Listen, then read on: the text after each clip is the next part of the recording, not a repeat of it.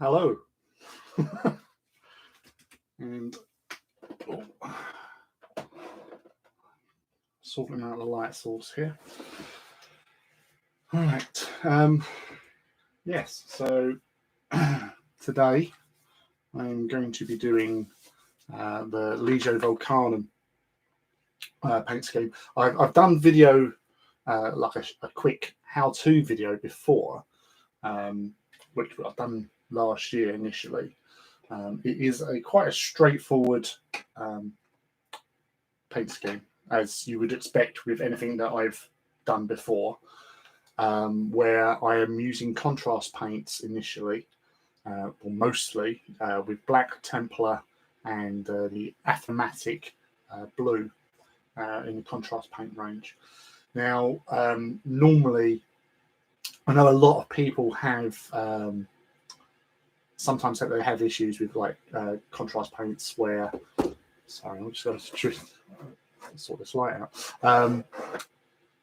Where they think, oh, it doesn't go on quite right when I'm doing my painting. Now, with Titanicus, I don't see that being too much of a problem initially, because when you get down to doing like the additional details and weathering, when you get around to that, it sort of takes that away, and any sort of like rough edges I always find add a little bit more character to the actual model.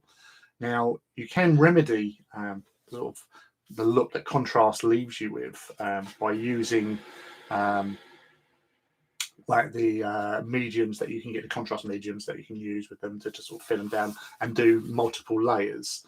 I generally just find with the Athematic blue in particular, I might use 2 to 3 coats of it to get the right sort of tone. I do play a lot by ear, because sometimes if I'm a little bit heavy-handed with the Athematic blue, then that might actually have an effect to how it looks, whereas other times I might be a little bit lighter. So with that, I'll just trust the old Doom of Moloch book, which comes with the schemes of now a bit better, so you can actually see without the lights. So you can see it a bit better.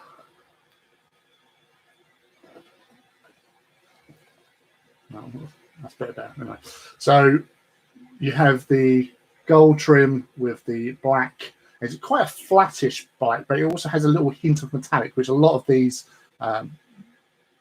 models that they do, or the picture art, have that sort of slight edge to them.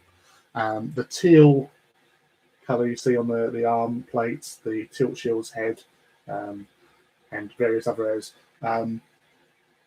Again, you get the sort of the light and the dark with that, but also the hint of metallic. Now, for those that don't know, the Legio Vulcanum comes in 2 flavours. So you have the Dark Fire, which is the ones that you probably see a lot more of in gaming halls and with friends or whatever. Because I say you get a lot more sort of pictures of these guys than you do with the Lords of Ruin. Now, there was initially when this came out, you thought, well, that's a bit odd. They've coloured it wrong, but once you read the background, you understand that with Sturges, the Forge World that these guys originally hailed from, they held 2 Legios, both called Vulcanum. They really like the name, so Legio Vulcanum it is for both of you. But you have the subgroups of Darkfire, and the Lords of Ruin. Now with them, the gold really does, it's quite a light gold. So ordinarily, before I started doing these guys, any gold trim that I ever did was mostly going to be with Retributor gold. Ease just straight on, and then you can obviously wash it and dry brush it with a silver like Iron Breaker maybe, or if you want to take a little bit hinter lighter, then you'd use like Rune Fang or even Stormhost. But with these, it's definitely similar to Liberator Gold.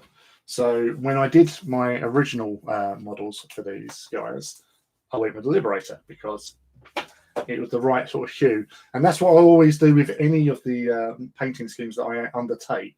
I try and find, by eye, and sort of just looking at the artwork that they provide, because they do that for a reason, to give us indication to how to paint, sort of thing, near enough to what the official scheme is like. So with that, after sort of studying the pictures for a couple of minutes, I thought, well, I ought to give these contrast paints a go, and I went with them, and it sort of turned out okay in the end. So I'll start getting on with that. I'm just making sure that,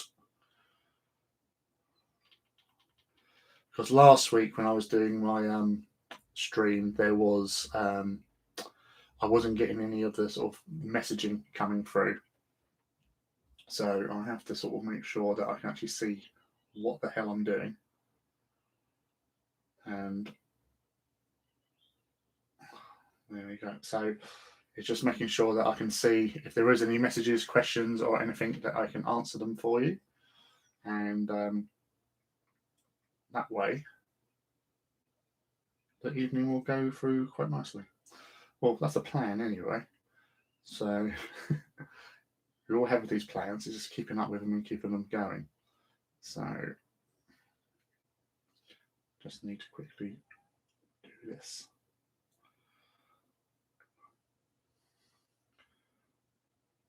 So yeah, so obviously when I'm trying to communicate with everyone and let everyone know that I am actually live now, because it's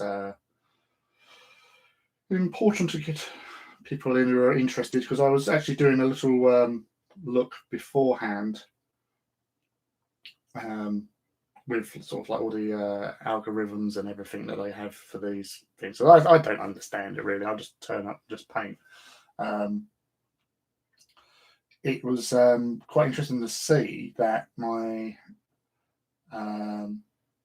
Legio Vulcanum video, which ordinarily had been quite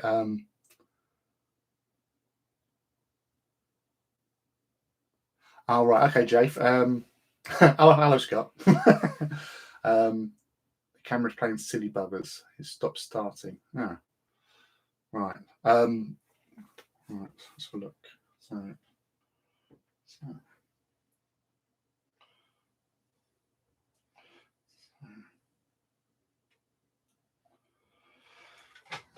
let's have a look. Hello, Felix Fuser. Felix R. Fuser, sorry. It's nice to see you again. And so, okay, so the mic's coming through okay, but the video is being a little bit twitchy, which has been annoying. It's coming, well, obviously where I can see myself here, it's been okay, but let's get on. Right, okay. Yeah, so I'm just checking out what's going on. So yeah, if it's coming out for a bit blurry, you might just obviously, if I'm at Sam's office is at the back of the garden, and obviously if others are using internet inside, then obviously that might be affecting how everything comes through. So I apologise for any sort of disruption. I will just keep going. Obviously, if there is any other further problems from my end, I'm coming through okay. But if you can just send a message through on the chat, then I can see and just see if I can actually remedy it somehow. But thanks for that, Jake, because I wouldn't have known otherwise, and I would just kept on going. Right. Okay, so these are the two guys that I have prepared so far, where I have done assembled last night. I have done a little bit of detailing with the basing. One of the little things I have done, if you can just see here, like a little pillar, which is made using the little corner sections from the Civitas kits, just by sticking them 4 together, so side by side, making a little pillar like that. I have actually stuck a little epic scale Space Marine on top before, just adding to the scenery that it looks like, oh yeah, here I am, I'm doing stuff. But yeah, so it's just obviously just glued them together as a little column, because with the rest of my Legio Vulcanum engines, that's where I first did it, and so I kept it as like a uniform scenic piece, so it all ties in together. Just thought it looked interesting, just running around, seeing the odd pillar. Again, I could always add a little dude on it later on. But with these guys, for some reason, normally I have done a lot more sort of magnetizing. Oh, hello, John. Nice for you to join us. Welcome. So for John's benefit, as I was saying, with the basing that I do with these, it purely is hacking up the Civitas building kits, because there's loads of little bits and pieces in there. After you've built several buildings, you've always got some odd bits and pieces, and you think, well, is it worth making a little bungalow? No. With those little bits, especially the smallest buildings, I will put 2 of the sides together, sticking one of the roof slats into place, glue it, and then once obviously it's set, I will take the clippers to it and cut the roof slat in half first, and then do some nicks with my clippers, sort of thing, bend it a little bit so it looks like something's gone through the roof. But then I'll also, well, sometimes depends on mood I'm in, really. I will go and cut diagonally, be it up or down, because if you take the downward path, you can sort of angle it so it provides if you wanted to rest a foot of a Titan in a different position to give him a bit more of a sort of a dynamic stance, so to speak. I've done it in the past with several of my Titans where I've made a sloping roof, basically. So you've got the front of the building as the back, the roof section there, and then I can place a foot on it to give it a sort of more of a tilt forward. So, because if you've watched some of my other videos, especially involving talking about Reaver Titans, because they're leg joints, I don't like to overextend them too much, because then you might have problems putting in the armor plates later when you come to putting them on. So I always try to keep the foot section and we'll say the shin at an appropriate 90-degree sort of angle, because then the piston ankle joint piston bits will go in quite nicely, and that will stop the plates from sort of not sitting in correctly when you put the actual leg greave armor into position. So I always try to keep that pretty much straight for that sort of ease of use. But then with the I put all the movement into the hips and the thigh sections, but as I say, by utilizing the scenery to give an artificial tilt to your foot, so the foot placement, it does actually give you a little bit more room to maneuver to give a more dynamic sort of movement pose for your Titans. Obviously, with these bases, like the Warhound's not too bad. You can get a Warhound on there quite easily. But as you can see with this guy with a running pose, all I've did really is to put the legs in as normal, but sometimes I'll experiment, see how left leg would go on the right, because then that might give it a little bit back, more of a backward sweep, and then I'll put the raised on tiptoes down as the foot, because again that gives you a little bit sort of the illusion of momentum, so it looks like it's ready to sprint off from the starting blocks as such, and then obviously the flat foot just as a dragger, basically. So it gives the look that it's sort of surging forward. You can see with that. Now, because it was John Decker, long time no see. I'm not even, no, I'm going to behave myself. Nice to see you anyway. With Legio Vulcanum, if you are aware, they have this thing where they sort of clone princeps, but also have a lot of sort of like twinned princeps. And so that's what I wanted to do with these last two Titans, was basically twin them. So they are mirror images for the most part. Slight, obviously, mixed it up a little bit just to give it a little bit more sort of no, so not exactly the same, but near as damn it basically. So like with the head tilting to one side, and properly trying to be a proper sort of mirror image by plasma on its right and plasma on its left. So if you read it side by side, it would be sort of a mirrored look, just to keep with that sort of tone that they have within their Legio. Right, so we've got all that out of the way. I'll just say a little thank you to my friend Matt Wingrove, because he's managed to. Oh, there you go. Get me some rather nice decals printed up for Legio and Vulcanum. They are really good because they also have gold on the leaf. Let's see, tilt. Yeah, so the actual leaves here, like the laurel wreaths that they have, do come out a rather nice gold. You can just about see it there. There you go.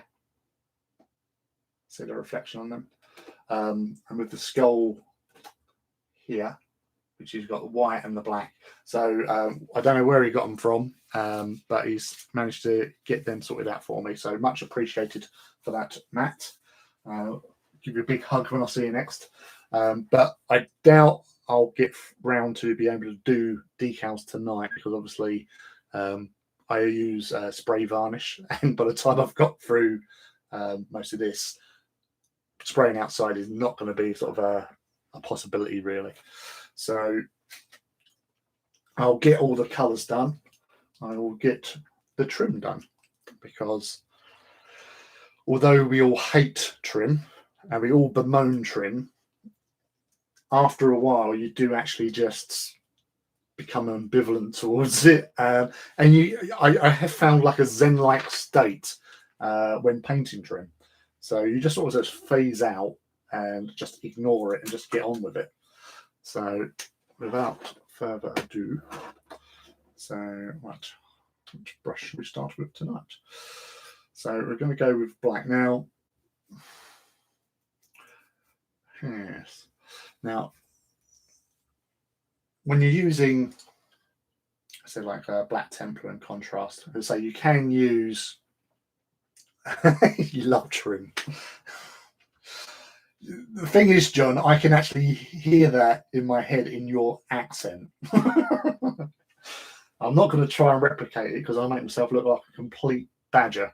But yeah, I know what you mean. You say it is, if it is what you're talking about. But yeah, so let's move this around so you can actually see what I'm actually trying to get done.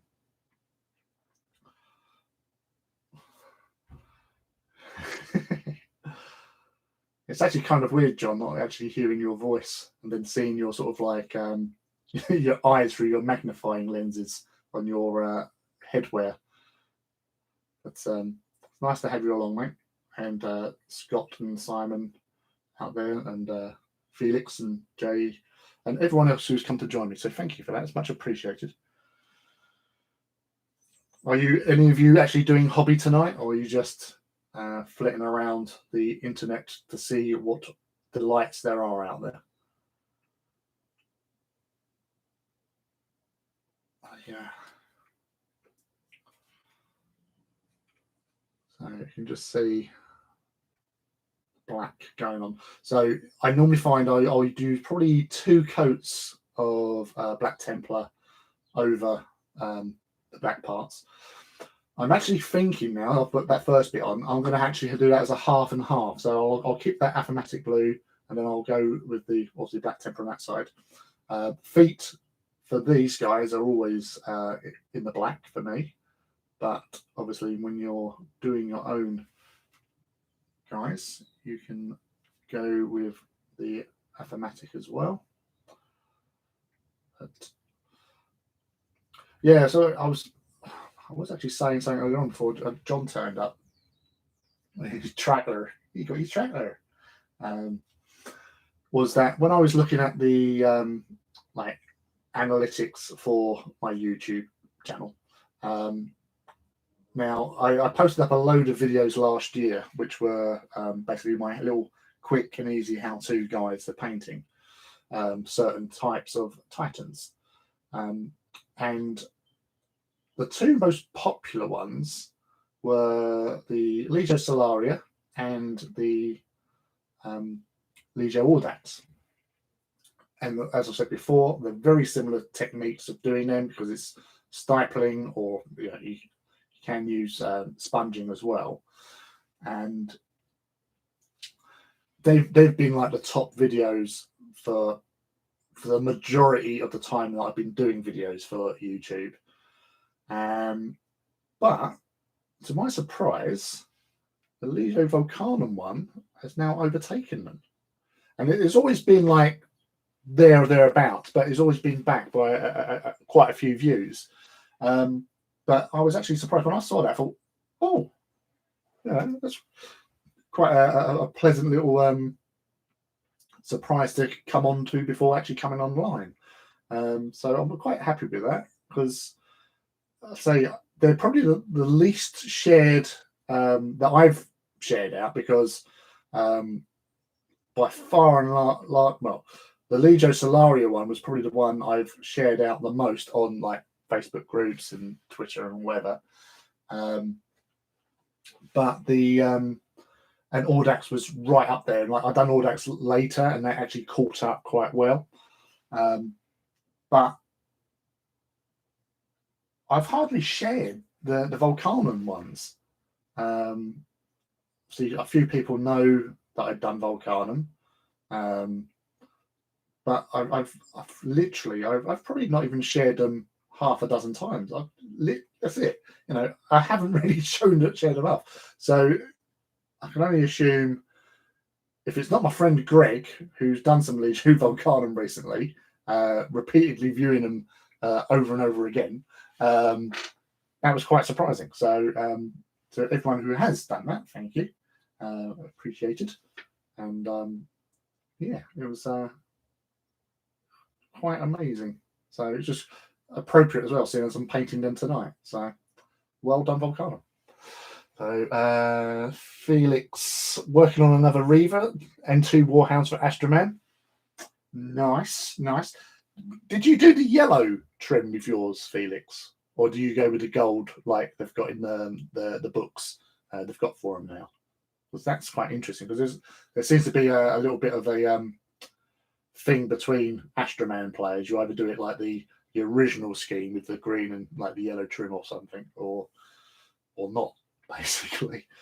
And Jay, trying to do my base for my War Master, a bombed out cityscape with craters. Oh, nice. Did you watch? Was you on last week, Jay? Or did you see lurking around in the background?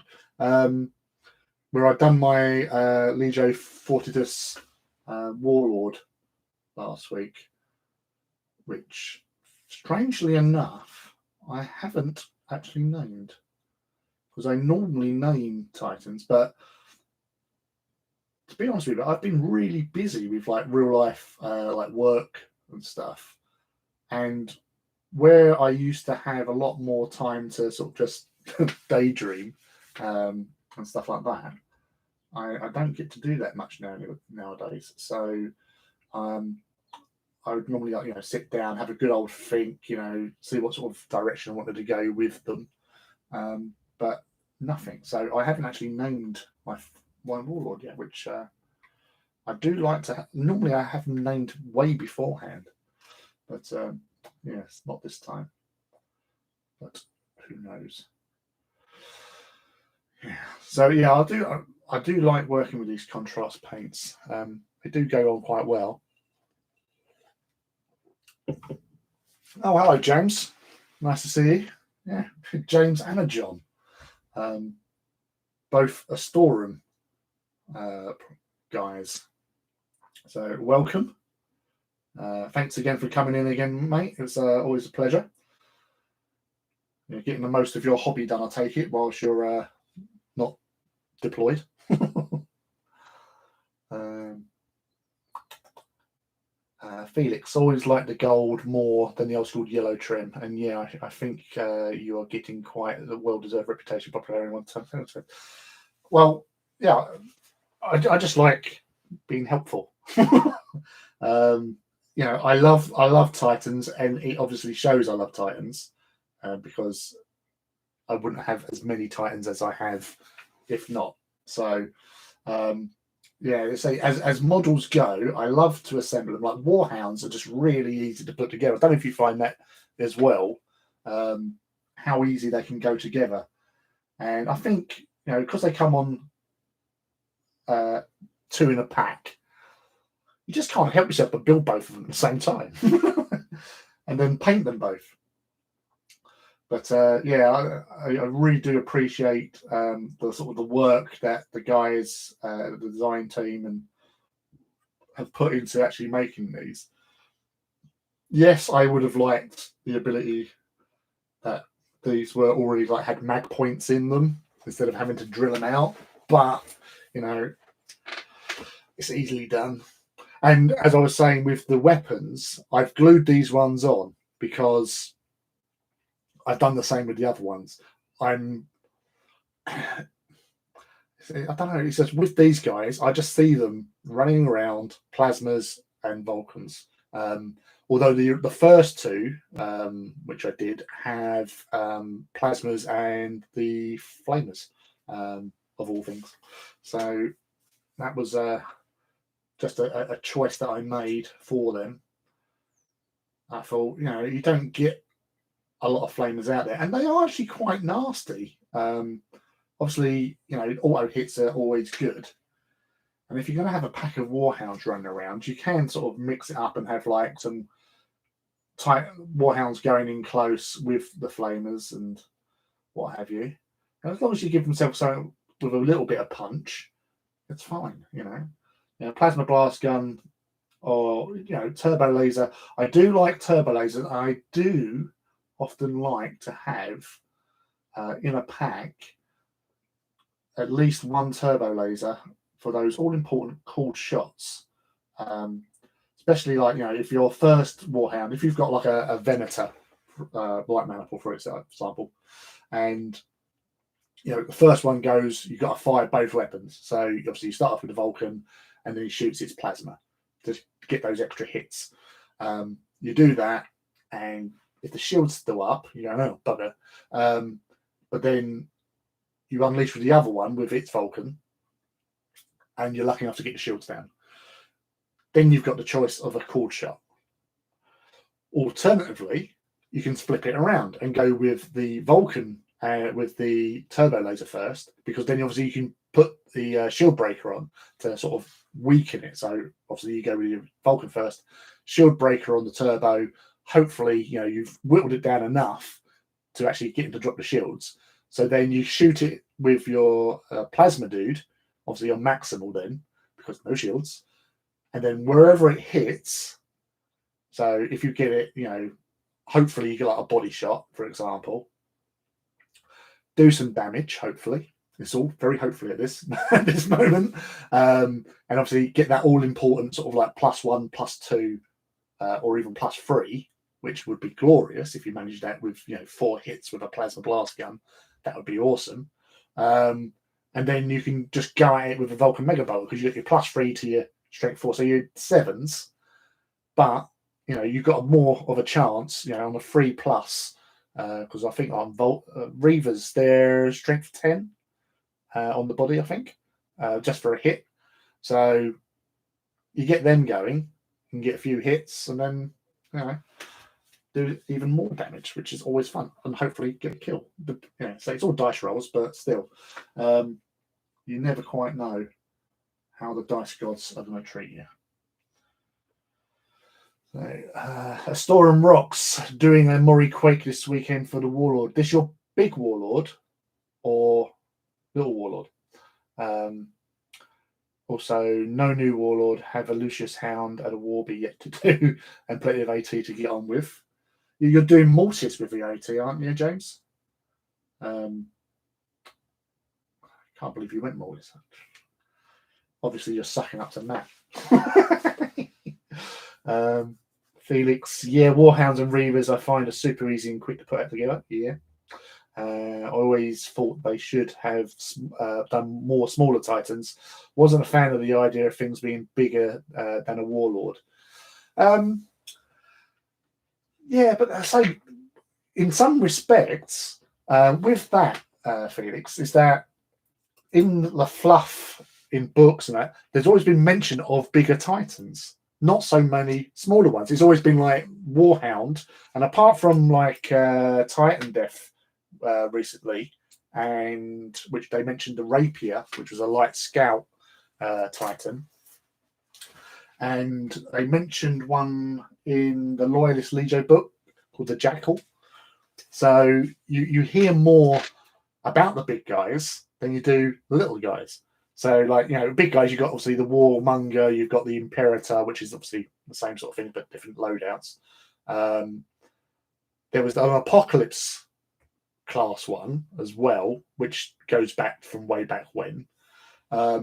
So it would be interesting, even just from a fluff point of view, if they actually had like they did before, where they had like these random pictures of Titans. So like the one that was based on the War Master, for example, that would have been quite nice to have another thing like that, really, I would have thought. Just to stir the imagination, get people's hopes up, and then be able to sort of go from there. Because I say, once the design's out, because I don't know if most of you, some of you would be aware, but originally from when they first did AT, they wanted to do all the different sort of classes of Titans, such as like the Night Gaunt, the Eclipse, the Deathbringer. All of them were meant to be different Titans, but they didn't have the technology or the money to actually go out and make lots of different Titans. So that's why we only got 3 Titans to start with. But all those which were deemed to be like classes of Warlord were actually meant to be separate Titans. And I think a lot of us, so especially us, the old boys out there, we were all been waiting for to see the Nemesis was one, but we've got the Warbringer Nemesis now. But everybody loves a bit of Titan action. There's nothing wrong with big, stompy, killy robots. They're enjoyable to play with. Yes. But now I see the War Master really been growing on me. Now I kind of want an Imperator. Yeah, that's the thing. And I'll hold true to this thought that if the War Master does as well as it seems to be doing, like in the sales side of things, that will only be good for bigger Titans, because Games Workshop are a toy making company, and if something sells and they're going, well, it's selling at that price and that sort of that size, let's get some more out there, and they will make it, because it's the same sort of thing as with Forge World. Because Forge World always like to find out, ask people, it was like in seminars you'd usually get like Tony Cottrell just doing like a pop quiz, asking people how many of you in here would buy a Warlord, and people would put their hands up because they wanted to have a big stompy robot. And after several years of asking the same question in many different seminars, eventually we got a Warlord. So it's all commercial, and we buy it, it will come. And I'm pretty sure that it will, because it's, I think even if you just bought one just because it's an Imperator, because that was the thing with like Warlords, people would buy a Warlord, and maybe not necessarily for gaming, just to have a Warlord, because it has that sort of, that gravitas about it, because it's a bloody cool Titan. I really like Plasma Hounds. Yeah, I'd like to see a Rapier Scout. But I keep on having little flashbacks, Sif, to like Battletech. I've seen like little stick legs. And how would they work? Because obviously smaller Titans are going to have lighter weapon loadout. So unless it's sort of on a par with like a Warhound, perhaps, maybe a little bit faster, maybe it only has one weapon. I don't know. But that would be interesting to have, because obviously you've got like Porphyrion and then you've got Warhound. So you can't really go smaller, because size 5 would just be ridiculous. So it'll either have to be the same as a Warhound, but with different perks and gibbons, or size 7, which we are missing a size 7. Not that they will ever just go and do sort of, we're going to do a size 7 Titan.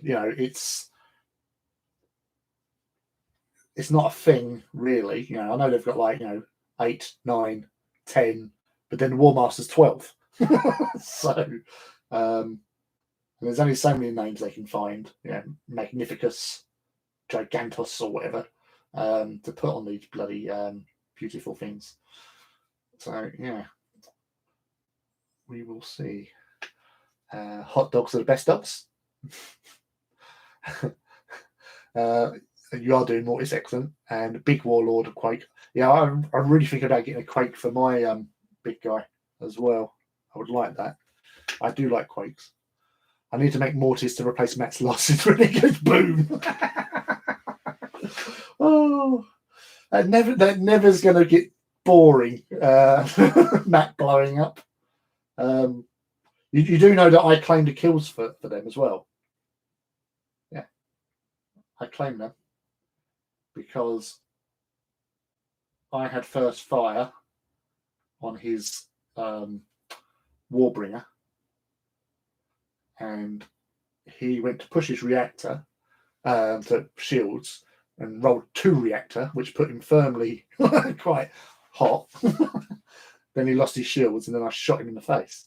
And then obviously he done his infamous repair roll or reactor roll, and subsequently blew up. So I claimed that, and he's let me. It's still funny.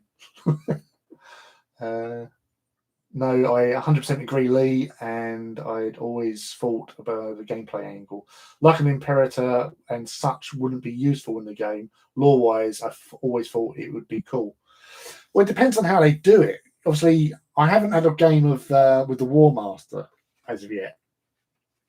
So with the Imperator, we're just going to be upscaling it again from War Master to Imperator. So the weapons will obviously be big and nastier. So we've got like the Super Plasma normally, and the Hellstorm Cannon is their general loadouts, isn't it? So like Mega Gatling Blaster type thing. So I think Gatling Blasters are like the macro ones are strength 7. So a Imperator one maybe strength 8 or even strength 9. Depends if we get any other weapon systems for the War Master, because obviously we've got the Suzerain Plasma Annihilators at the moment, but why magnetize it? if you're not going to bring out other weapon systems for it. Also, I was talking to a friend who was we was discussing about the War Master the other week, and he asked about the sprue.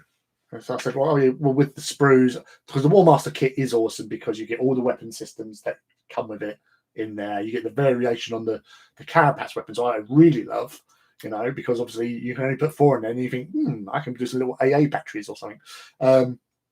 But on the weapon sprue is where you get the heads. So if they do an alternative War Master, surely that means they're going to have some more heads. And that sprue has 3 heads in that little corner, and varies backwards, obviously, and you get all the bits and build all 3 heads. So if they do an alternate weapon system sprue for the War Master Beta, must get more heads. And that excites me. Obviously, new weapons for the War Master would excite me, even though I haven't fired one in anger yet.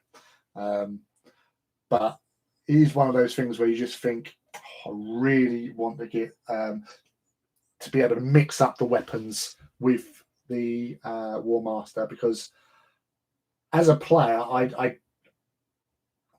I'm always cautious with my reactor. So I do like to watch what I'm doing with it, and having 2 massive plasma weaponry weapon systems on it, that's a lot of heat, and we don't want to go mat-like, do we? So yeah, I would hope for something like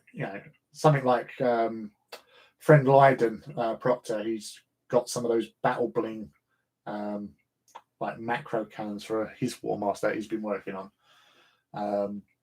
So something like that would be very cool. But we will see, because you never know. It's like those Volkites that they showed off the other day. Like, where the hell did they come from? Because up until now, Volkites didn't have a place on Titans, but they do now. So yeah, it's going to be an interesting few months or year even. We will see. I shouldn't say wouldn't be useful, but you never see it based on how big a game you have to play. Wasn't the Warbringer also one of those sub-variants of the Warlord? It was with the Warbringer. The thing that was interesting was the name Nemesis, because that was indication that the Nemesis, like the Warbringer was meant to be like a souped-up Reaver in a way, but equipped with a higher class weaponry. So a Warlord cannon in this case. But they've sort of they have sort of backtracked in a way, because they're not saying that the Nemesis part of the name indicates that anymore. So we don't really know. Because they do like to change things, especially if we don't work out to how they want to do it. So yeah, it's, as I said, the Warbringer. And after playing with the Warbringer, I actually really like them. On the tabletop, they're actually quite busy, because they've got the extra sort of armor, they've got the extra reactor, extra shield sort of thing. But you have got, the roof gun for blowing away enemy targets, which is never a bad thing. But yeah, I got a lot of respect after playing my first game with a Warbringer, and since then I've got hold of a few more for some of my other Legios, and obviously they've now brought out the mana pools with Warbringers in. So we have like 2 Warbringers and some Reavers running around, or you got the ones with the Warhounds, but I think there's only 1 Warbringer in that one, isn't it? Yes. they'll just go damn big. Ouch. Yes, very ouch. Yeah, it always annoys me how long it takes for them to release the rest of the weapons for the Titans that are out. Like the Warbringer finally getting Bellicosa, what, a year after? Yeah, well, yeah, COVID. So obviously it's affected a lot of people, and it has affected Forge World. As I was saying on Artist Empire's stream on Wednesday, when lockdown occurred, well, after lockdown and we could return back to work the first time, I know that Forge World, in the factory part especially, so obviously and Games Workshop, the plastic side of things as well, that they were offering a lot of as much overtime as you want to try and get production levels back up in order to sort of get the stock levels, because obviously they only have so much stock sitting around, and obviously people being locked in started buying models to keep them occupied. So all their sort of stocks got depleted quick. So yeah, it did have quite an effect, and obviously those countries where they get stuff like China, obviously had an effect on them as well. Right. Now, yeah, so that's that. I know what you mean. Yeah, it would be nice to get stuff out and quicker, but they've got to pace themselves, because with releasing as well, it's not just a case of getting something built, because they've got all their other game systems. So the release schedules, they've got to work within them as well. Because I did hear rumor, and this was last year, that obviously the Maniple set we've got now was meant to be out sort of in time for Christmas, like they've done the previous Christmases before, but they couldn't. If they ain't got enough stuff to do what they want to do, then they can't really do like if they did like a half release with what they had, then there'd be riots. Well, we've seen what happened with like all the Cursed City stuff, so you would have had the same but on Titanic levels. But yes, that's enough about that business. What have we got there? I'm not sure if I like the idea of Titan scale Volkites. But Volkites are really good against shields, from what I can remember when they released the community post on it. It looked quite a good. Volkites, even on like the Styrics, are actually quite nasty if you team them up. And they're lesser strength as well. So that would be a very interesting thing to see. I'd have to read the post again, but they are quite nasty weapons anyway. It kind of reminds me of the old World War II cannons, the 88s that the Germans had, built as an anti-aircraft gun. But then they felt, hold on a sec, this really works well at range shooting tanks. So it's like the same thing with Volkite. It's designed as an anti-infantry weapon, but it has a useful secondary purpose of shield stripping, And if you play, I don't know if you play Heresy, Felix, but the Glaive Super Heavy Tank with its mega Volkite cannon, that was actually a really nice weapon. For obviously it's a beam weapon, so it auto hits, but it buggers up shields because it had haywire.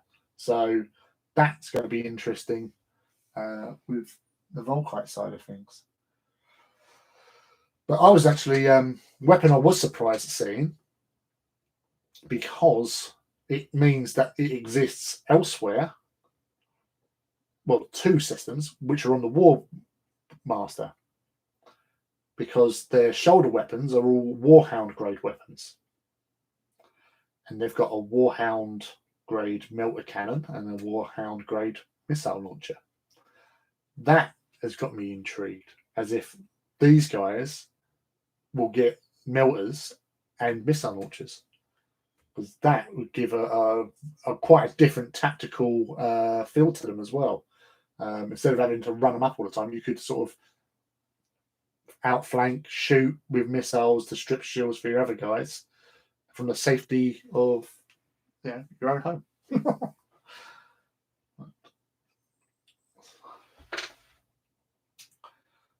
It doesn't come with a base plate to buy another Warby. Oh, right, yeah. Well, that's what I was wondering with that Sif, was if it did have. So that's what I would have preferred if they'd done it as a separate unit, because obviously it's a Forge World kit. So if they came with a base, that would have been much nicer, just to swap in, swap out. Because I haven't glued any of my Quake cannons, but it's all going to be down to how they fit in with the little bits around the back as well. So they might have just done it so you have to choose what you got. So yeah, that's one thing I'm not that keen on. And to be honest, with Warbies, I just prefer the Quake cannons.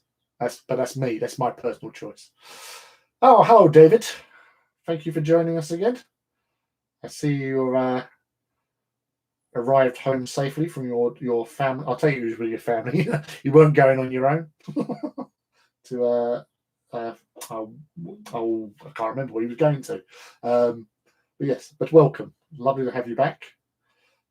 Those of you in the chat, David Richardson, who's with us here, he's been painting up the Legio Lanexcara, the Impalers, and I think he's managed to pull it off excellently. So obviously, I know that I've done Lanexcara scheme, but he's taking it to the next level. So if you're on AT18, if you look up for the Lanexcara, you'll hopefully see his work, and you'll go, yeah, that's some tasty patterning, tribal patterning as well.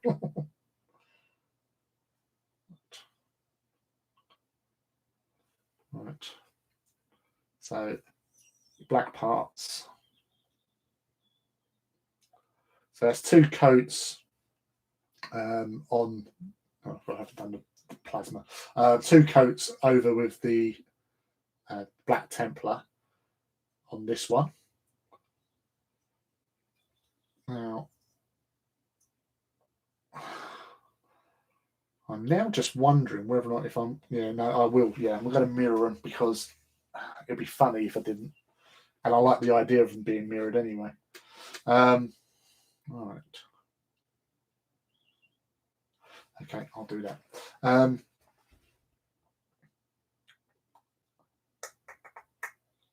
Missiles and melters and hounds would be super, super fun. Well, you like the double plasmas, but I do love a melter cannon. Melters are one of my favourite weapons on Reavers, full stop. I have been using twin melters on my Reavers, or on a Reaver recently, and I just enjoy that. It is such a good weapon to have because it obviously against knights it's very formidable. You don't get heat generated. Yes, it's only 1 dice shot, so you can miss, but if you hit, sweet destruction. Blowing your enemies away is always the thing to do. Hello, Multi-Ant. Welcome back. Nice of you to come down and join us again. What are you up to tonight? Are you hobbying as well? He was Chessington, that was it. Pixar, it didn't happen. Got a much needed beer and finally time to paint. That's what I'm doing. So thank you all for joining us again, and those new, like and subscribe. It's always appreciated. Thank you very much. This is a very laid back painting sort of session and hanging out with you guys. So the perfect Saturday evening of hobby. Yes. So, David, with your Laniuscara, have you done a Reaver yet, or started a Reaver at all? Because I've only really seen, not only you, but I've only ever seen Warhounds in Laniuscara's makeup. So I was curious.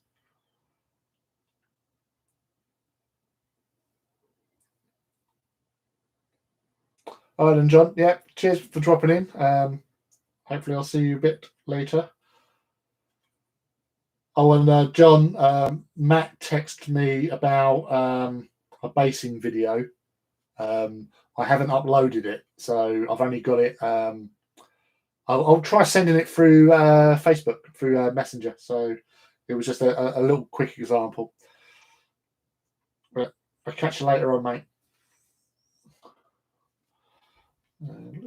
Yeah, no worries, David. I say credit where it's due. It is a lovely looking scheme that you've done with your guys.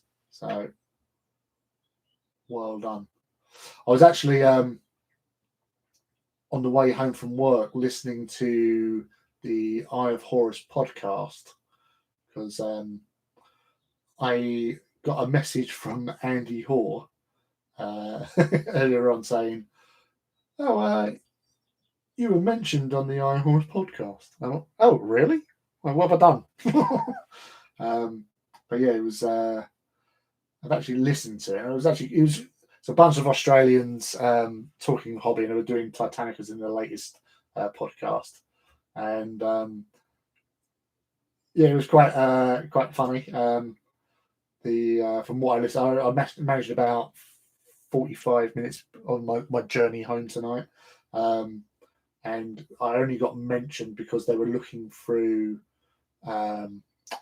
Instagram for people who had painted those, because they were talking mostly about the Warbringer, War Master, sorry, or the or as they were calling it, the heavy assault big boy,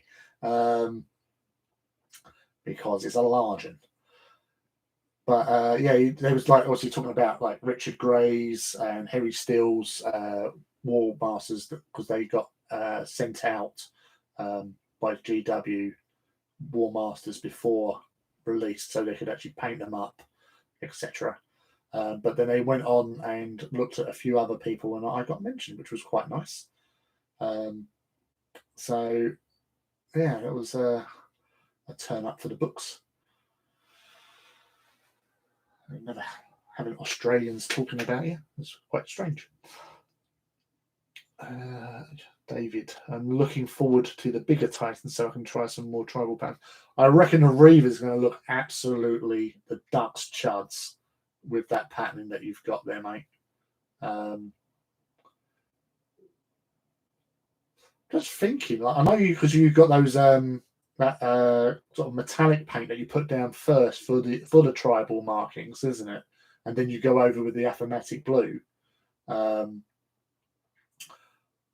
But I was wondering if there are any sort of decals or something that we could do a cheat. I'll say we, I mean you. But yeah, because it would be interesting to be able to do that, because that would cut out a lot of. Well, I suppose it's how the aphomatic blue would actually react with the decals. Yeah. Tom's here. G'day, Cubbers. Your name is whispered in the hallowed forge veins across the world, mate. I'll be honest, when I was listening to it, because the lead up to what they were talking about, Tom, was they was asking each member. There was like four guys, chatting about the War Master, and the main host was asking them how long each one reckons it was going to take to do them. And because I had no idea, because Andy never told me what he was talking about, or what was mentioned when he messaged me saying that had been mentioned on it. I thought, I wonder if they've seen something, because I have mentioned online how long it took me to do my first War Master, and I thought, well, I wonder if they're just like, setting it up or something, but they weren't. Especially asking each guy, like, how long is it going to take you to do your War Master? With all your bits and bells and whistles and all that. And eventually, the main hosts sort of said, like, I'm gonna be able to do it in like 10 hours. Because like some guys were saying like, 36. Now one was saying, about 24. Like from build to decals and stuff like that. Being finished off, and because I was up, I think it was on. Yeah, it was on Facebook, but I think it was on a private hobby group I'm part of. One of the guys asked me how long that took me, and I said, "Well, it's one of the longest ones I've worked on to build and paint." Right, so it's taken me about 15 hours, all be told. And it's like, Jesus, what? That's slow, But it is such a great model, and to have it is just fantastic. To have and painting up in your Legio schemes for your army looks even better. And once you've got them out there amongst the other guys, it really does sort of stand out, and it's a feature piece, which is always good. So we're back to the Imperator chat, because that would be even more impressive if they did that in 80 scale. Because that's another thing that's been going on, is people going, what scale is 80 scale? And people saying it's 6 mil, some people saying 8 mil, some people saying 7 mil, or it's quarter scale. Because it's meant to be a quarter the size of 40k models. But I think it was Christopher Drew on the 8018 group earlier on saying, can't we just call it Titanica scale? So yeah, that's what I'm going with. It's Titanica scale from now on. Outside leg.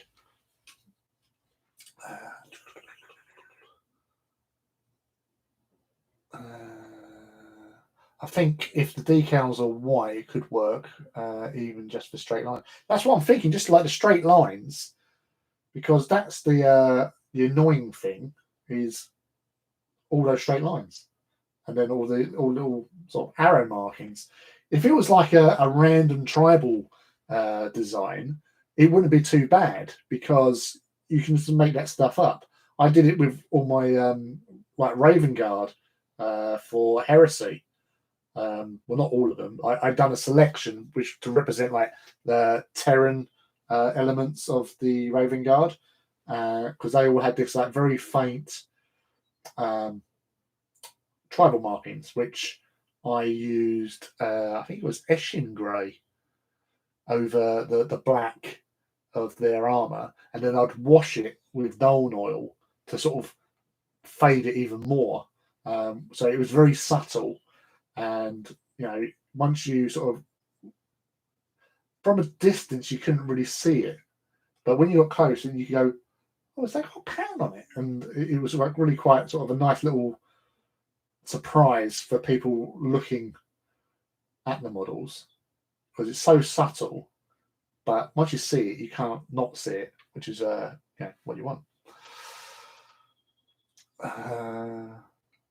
Lee, first one 15, second 10, fourth 5, fourth 2.5. Yeah, that might be pushing it just a little bit, Felix.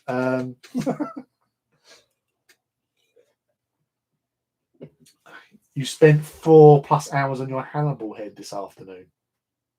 What's you doing to it?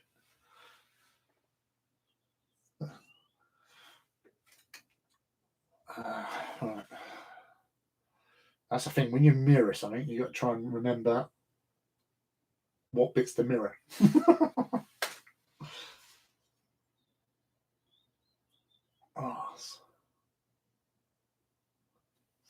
that's all coming together nicely. Yeah, it's quite strange as well, because with painting these guys, if you've ever watched the Vulcanum how-to video, which is about 11 minutes long, the actual it's done on time lapse, so I sped it up, so you could see how I went from start to finish, basically. All in all, the 2 Warhounds took me, I think, around about 50 minutes. Basically, it was 2 lots of 25, pretty much. But we sped it up, and I was talking over the video, so you could see, how it was being applied and everything like that. So far, I've been on for about an hour, and I'm just getting the black on. Because normally when I'm painting, I don't have you lovely people to keep me company, and I'm just sitting there either with some music playing in the background or in my ears on my headphones, because if Sam's in the other room watching TV, they don't want to hear my music, so I put them on. Or if I'm watching, or I say watching, just listening to something that I'm meant to be watching. So you get into that sort of that hobby space where you are full engines a go, and you just go at it like a demented monkey. And then next minute it's painted. But obviously, when I'm streaming and sharing time with you guys, hey, Gonders, David, you was asking me about Interfector. Gonda's the man, as I said to you, to go source him out, because his interfectors are simply the best interfectors out there. Bold statement, but I stand by it because they're fucking amazing. Absolutely love your interfectors, Gonda. Gonda, for those who don't know, is my opposite. He's the northern version. Well, he's a better painter for one, anyway. But he's my northern sphere. I'm his southern sphere, because we are diametrically opposite, technically, from where he is to where I am. This all came about when I returned to Twitter, because we had the same sort of profile picture where we were both screaming. So we sort of just fell into some sort of screaming camaraderie, and been here ever since, really, which is cool. Yeah, no, as I was saying to David earlier on, we've hit. Oh yeah, David, are you on Twitter? If you are, because I don't know, I don't know. I know you, obviously. I know you from Facebook and real life. But Gondas, David has managed to sort out the look for the Laniuscara Titans.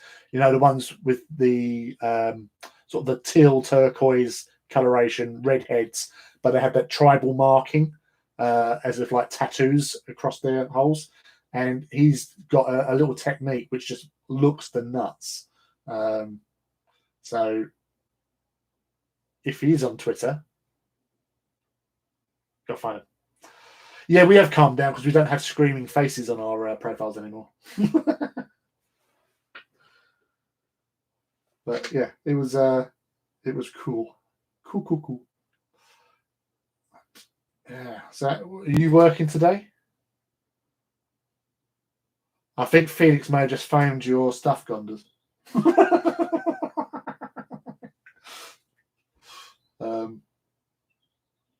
Yeah. So once you see his War Master that he's finished off last week, it is just it's dreamy. Even though it's a mad piece of... Oh, that's the thing though. With your what shoulder weapons you going with on your War Master? Because that's going to be interesting, especially with your static rounds that you guys can have.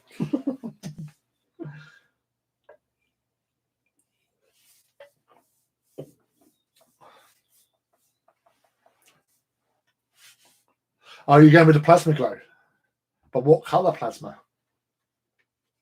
And there's all those debates about what colour the plasma should be. Right?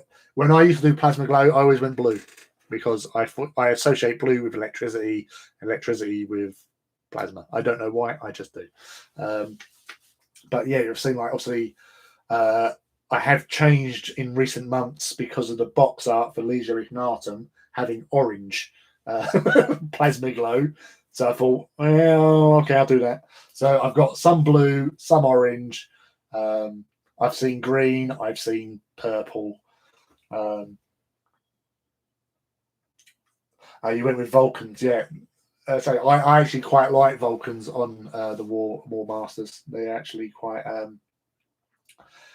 nice because obviously you've got your big main guns, you've got your missiles, but those little shoulder mounts sort of thing, for me, Vulcans are, well, within 20 inches. They're your go-to shield strippers, aren't they? Because you want to get those shields down before you shoot them with the scissoranes. Oh, hello, good morning. Here's my plasmas. And just annihilate everything, as the name says, because they're scissorane plasma annihilators. No, the destructors, aren't they? Because the Sun Fury's the annihilator, but still, you want to destruct the hell out of somebody, you use a scissorane. Yeah, so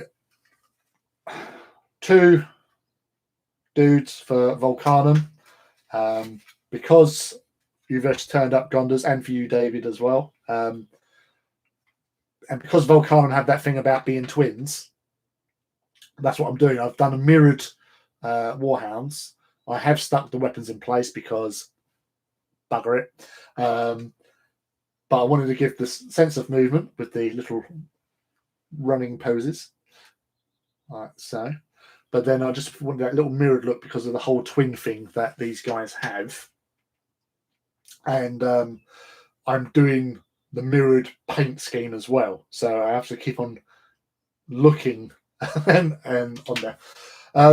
Well, what I'll do, David, if you can send me a picture of your guys on Facebook, I'll pass that on to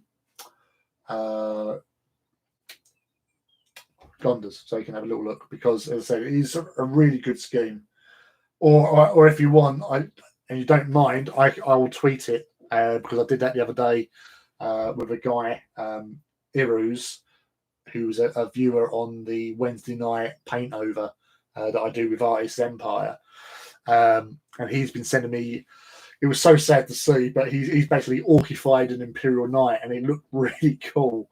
And so I sort of shared it on Twitter. So obviously I'll name drop you and just pull it out, because it is a cool looking scheme. And I'll just tell people if they want to ask the creator to hunt you down on Facebook. So I'll point people your way on 8018 or something.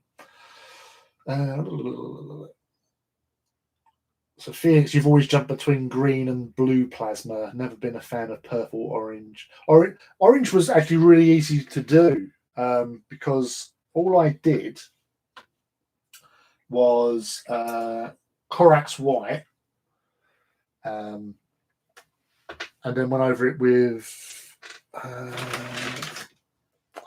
Iandon yellow contrast. But what I do to help a little bit is I go a bit heavy-handed with the contrast, and then I'll tip the plasma guns down so you get more colour build up towards the bottom and the inside edges a bit. So it gives the sort of look that there's a glowy movement sort of thing. It's quite effective. It works. And then I'd go over with a little bit of white onto the actual coils as such. Although with my, what put that over there for? Go mad. With my War Master, I didn't paint the coils on them. I just fancy just having non-glowiness for some reason.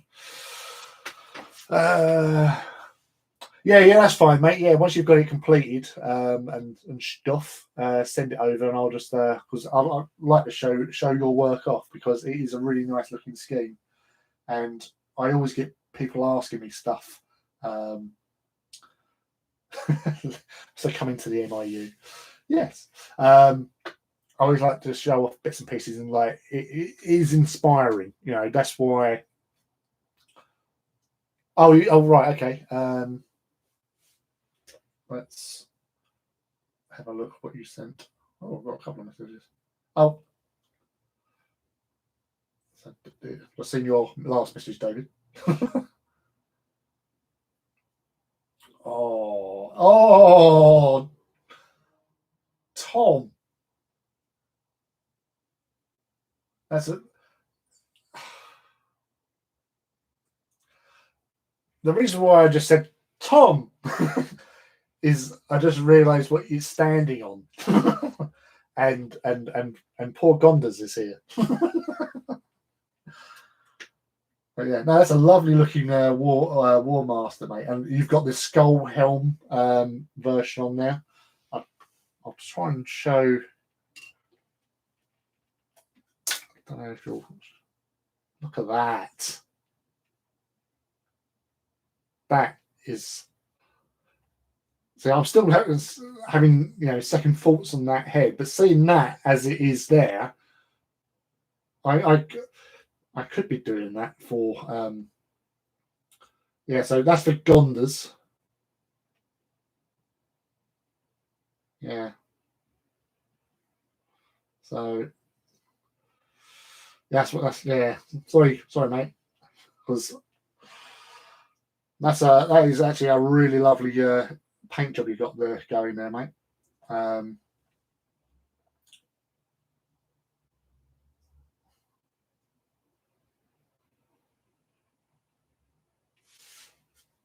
So I'm just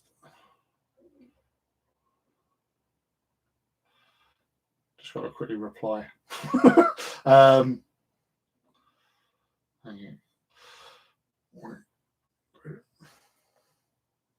Yeah, the MIU is definitely taking a hold there, Felix. All right. Ignore that. Right, that's fine. So yes. Yeah, Tom, that is a lovely looking War Master. Yeah. Yeah, it was. Yeah. Yeah, because you used the portcullis head with your one as well, didn't you, Gondas? Yeah, because out of the three heads, the more non, chaosy knight head, as I call it, that's the ones I like for my obviously loyalists. With my Legio Krytos one, when I get round to doing that, I was going with the split, the more chaosy looking head, because obviously Godbreakers would look cool. But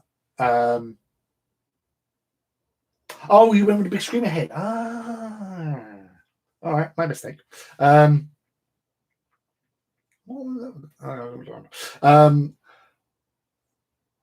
But as some of you may have seen on either 8018 or on Twitter or Instagram, where I posted up what I got for my birthday on Thursday, I've now got a fourth War Master. And I haven't decided what Legio it's going to go with. Now, obviously, out of all the Legios I've got, it can't go with Legio Audax because they don't have anything bigger than size 6.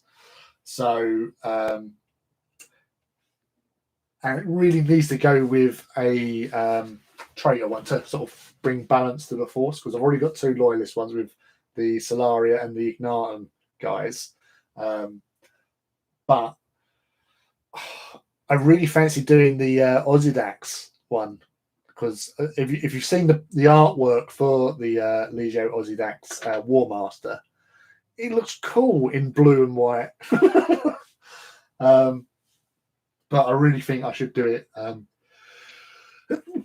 Pardon me. A traitor one. So at the moment, obviously, I've got to be doing a Kryos one anyway. So for my second traitor War Master, excluding Audax, only leaves Legio Domitium, the Unbroken Lords, which is purple and white, or Vulcanum.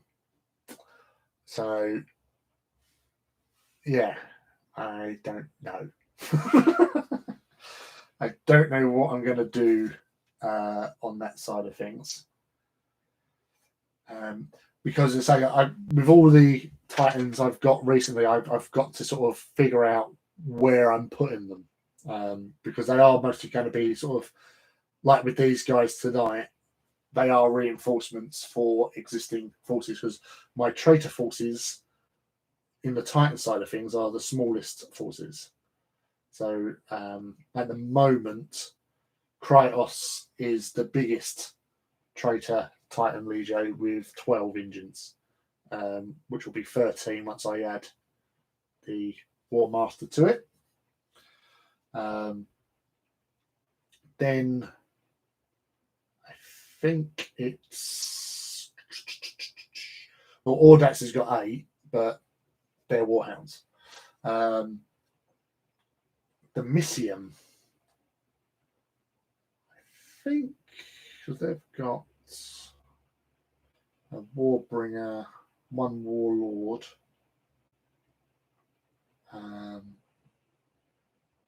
Have got a Warlord. I'm sure I've got a Warlord. Because what I do is I keep a. Right. So you're not going to be able to see that. All right. So this is like on notes. I keep Titan production. So this is basically unassigned kits. Then I have a list of completed Titans of what denomination, etc. So Legio Domitium, sorry. It's got 1 Warlord, 3 Reavers, a Warbringer, and 4 Warhounds. The other traitor, which could it go into Vulcanum, which currently only has 3 Warlords, 3 Reavers, 3 Hounds, but you'll have 5 Hounds once these 2 are done.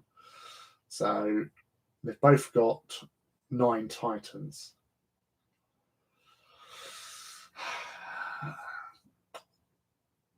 I am leaning more towards the Missium because I've recently got hold of some decals, like for checkers, and that will be actually quite good to have some checker designs, because I tried doing them freehand and I'm not the greatest. They looked all right. I've only done it on 1, but I would like to do some more.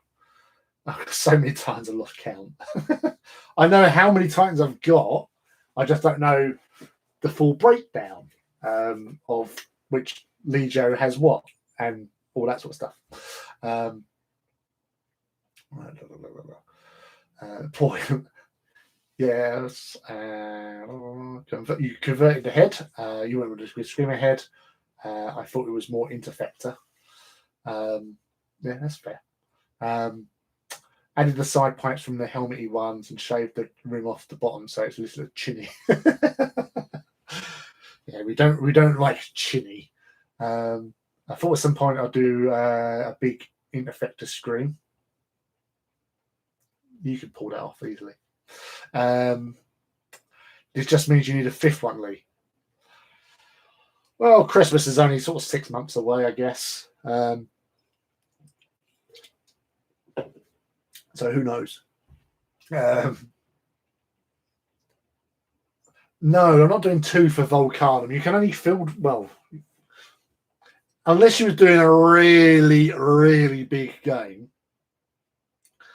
Because, yeah, you could field literally with Vulcanum. Once these 2 guys are done, I could field either a Lupercal Maniple, so that's the Warhounds, and then do a Myrmidon, because of Reavers out. I would leave 1 spare Reaver, but because you've got 2 Maniples, I think with support Titan, so like a War Master, but that's a support Titan, you can have 1 per Maniple, I think it is. So I'm not 100% sure on that, but possibly. So yeah. But no, I'm not doing 2 for Vulcanum. No, I'm putting my foot down. No, definitely not. Definitely not. Yeah, so I wore the it's 120. Yeah. When I chose these for my birthday present, because I got to choose what I wanted for my birthday. Oh, it started raining now. Great. I went with this one because it was the first White Dwarf that I ever bought was this one. And I read that back to front, upside down, inside out, for months. I don't even remember buying another one for ages.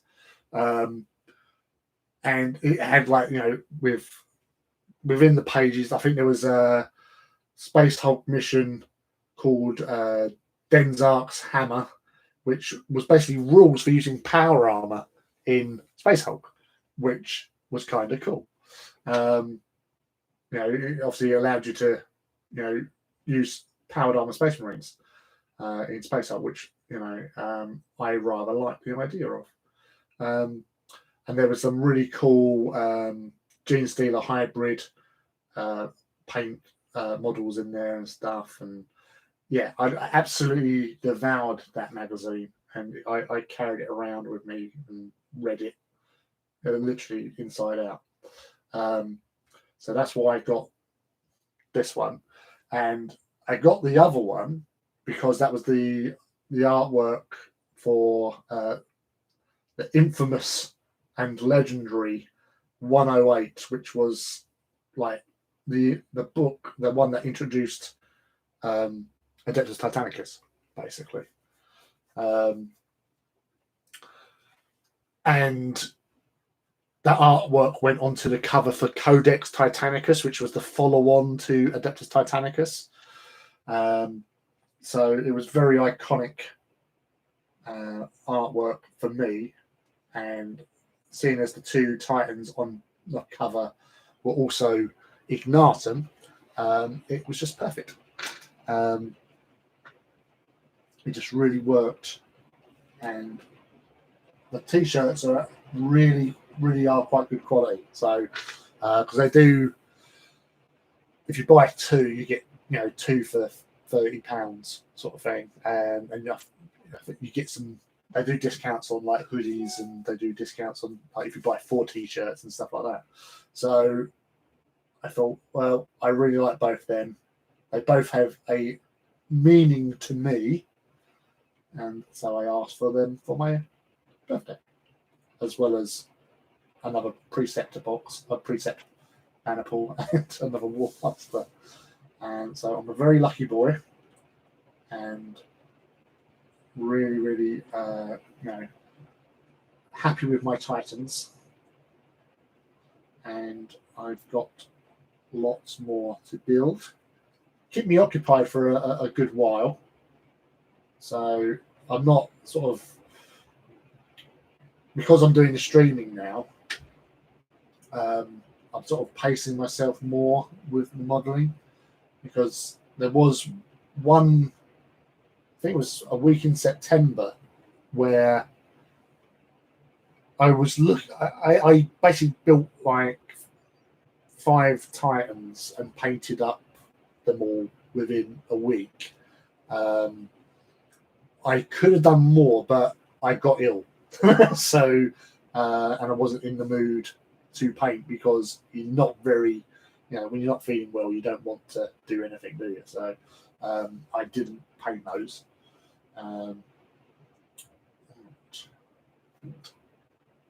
Got to do their jowls and the weapons.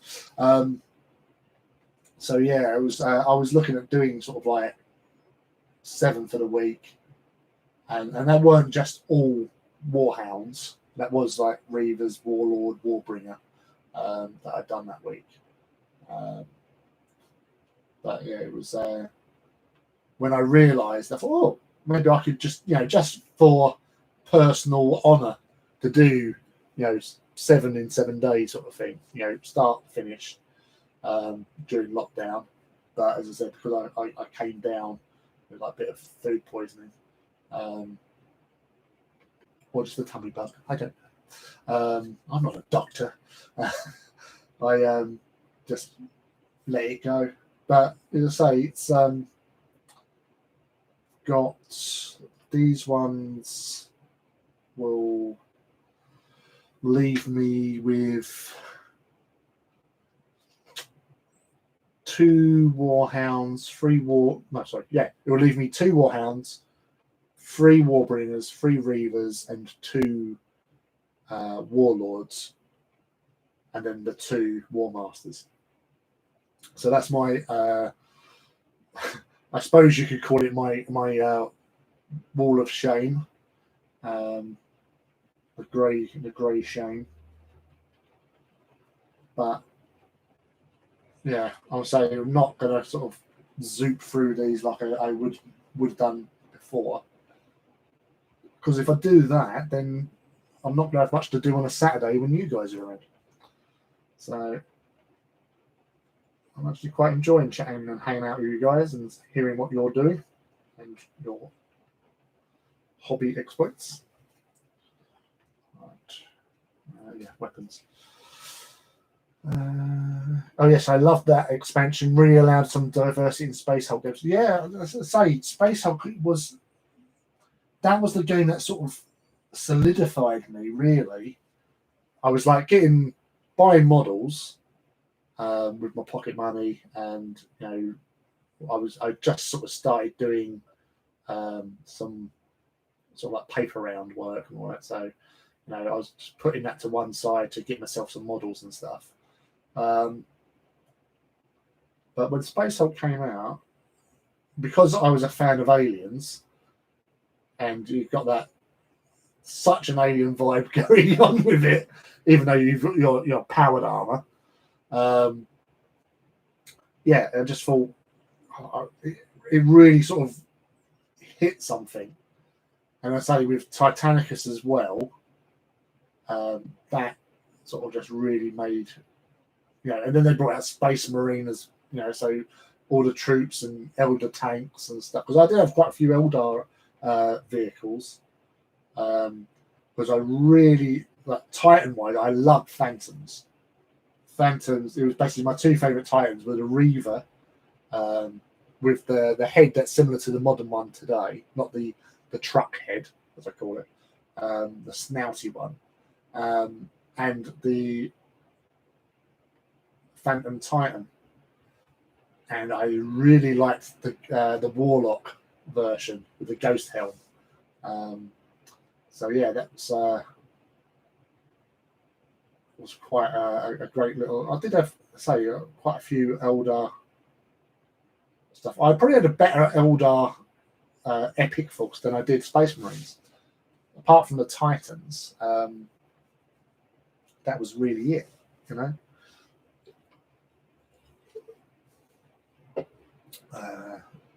Same T-shirt I got was Warlord 1 and the Deathwing.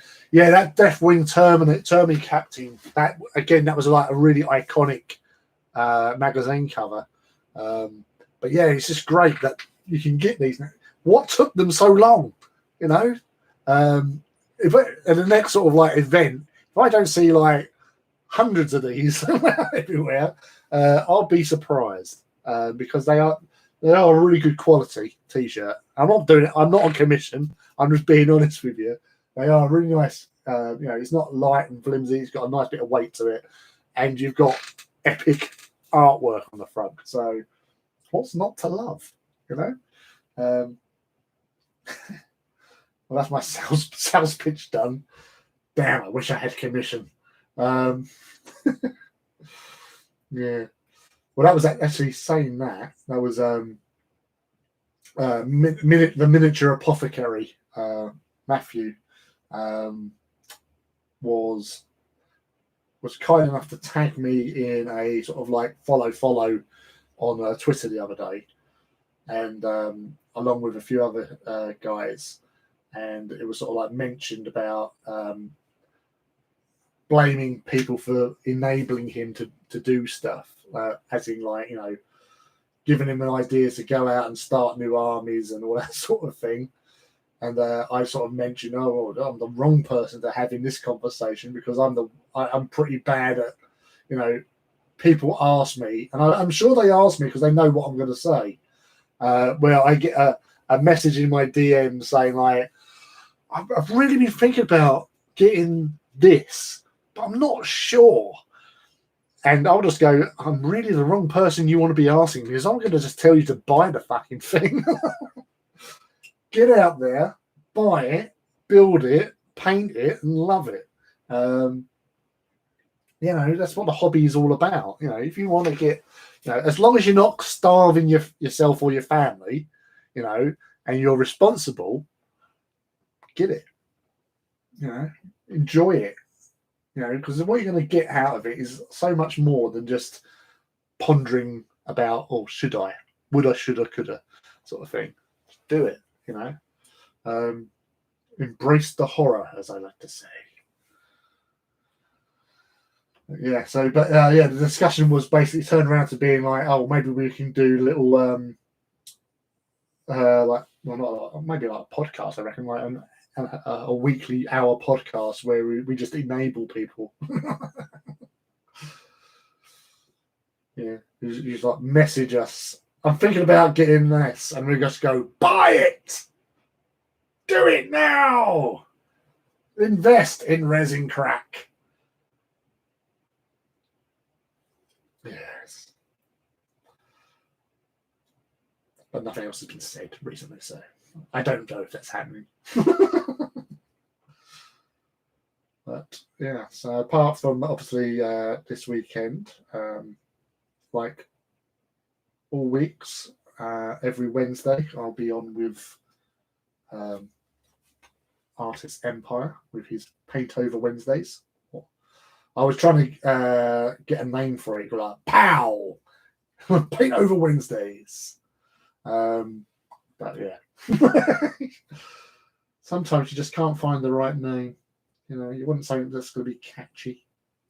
But Paint Over Wednesdays is still cool. Simple, to the point. It tells you exactly what's happening. But Wednesday, be on with Scott with Artist Empire, painting over something new and amazing, no doubt. The Titan Forge is never shameful. Why, thank you, Felix. I'm trying to follow the chat, but I'm in the garage and the nose from the rain is so cold, so loud. The noise from the rain. The noise from the rain is so loud. Yeah, it's a bit heavy, but we like it heavy because we are Titan Princeps.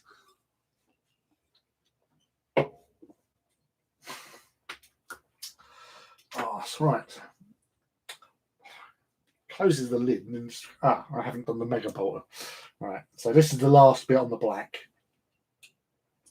So that's one thing. So what I might actually do just to take a break from doing the Titan is actually maybe do some of the base. Just get something on that first. And then that's taken care of as well. So it's all good.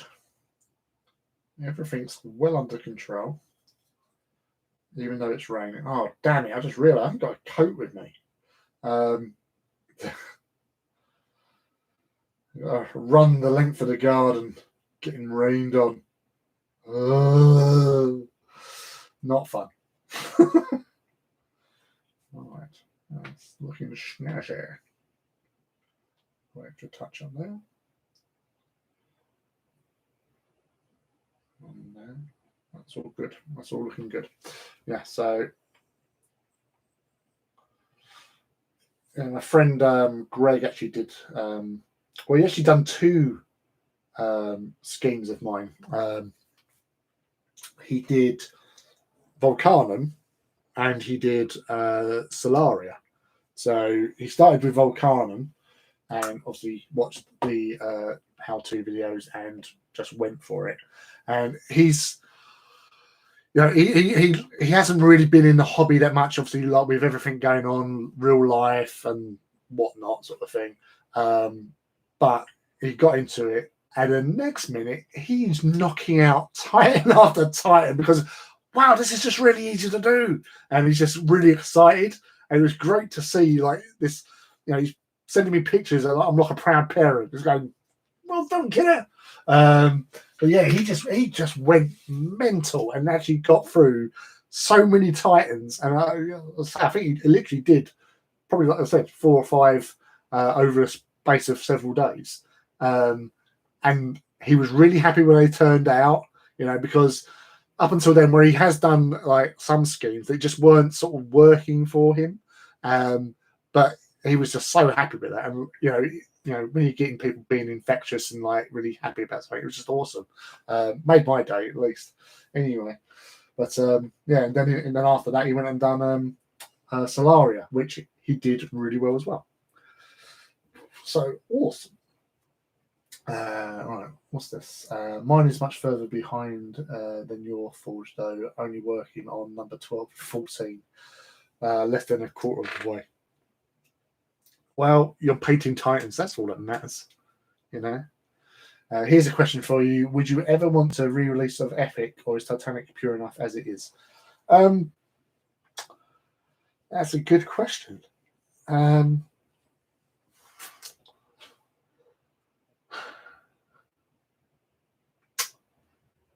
Well, with Epic is, I think Epic, if they did release Epic, it's going to be, I don't think we wouldn't use the same rules as Titanicus, I don't think, because of the different vehicles and troops as well that you're dealing with. So we'll obviously, there's no way they're going to redo Titans. So we'll be using these guys in another game system that's going to be balanced out to allow for infantry and tanks and stuff. Because obviously lots of people are already saying like, oh yeah, knights, meh. They don't survive. Well, play them properly. Play on a table with scenery.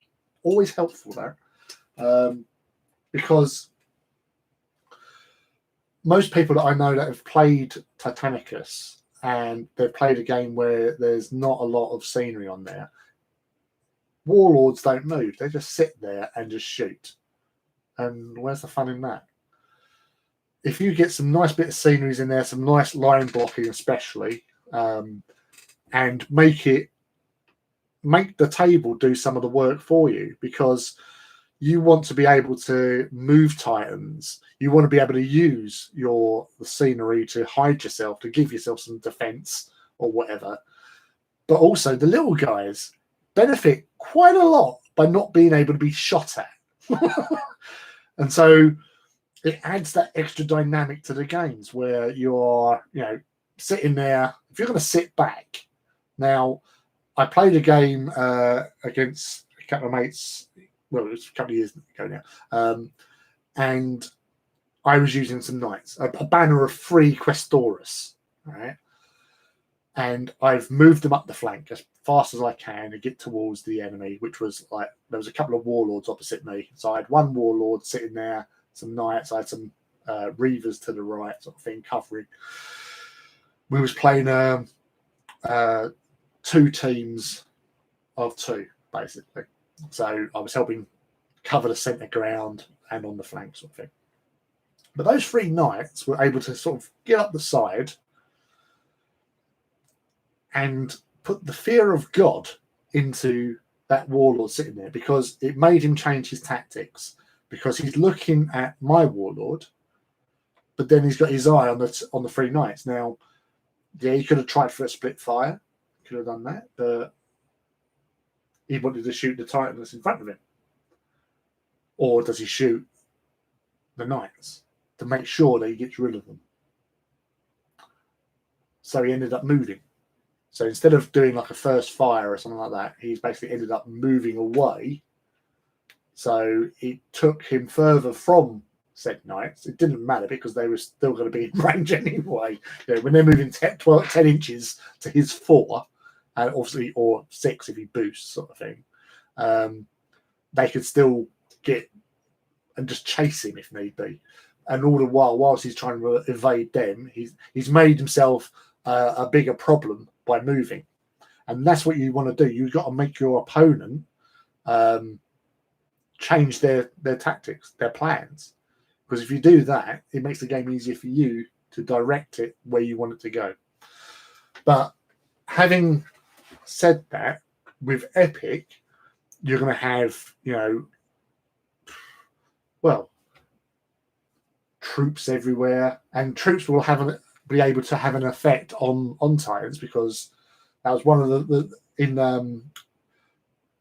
book Titan Death. It even says that infantry is deadly to Titans, because if you get enough infantry swarming around and then boarding a Titan, that Titan's going to be done for. The whole point of Titans is to basically obliterate everything before it gets to them. But if there's so much cover, like city fighting with Titans, much like tank battles in like Modern War, you've also got to have like infantry with your tanks going into a city to help clear out infantry, because infantry have that nasty habit of hurting you if you're not looking for them, and the same applies to Titans.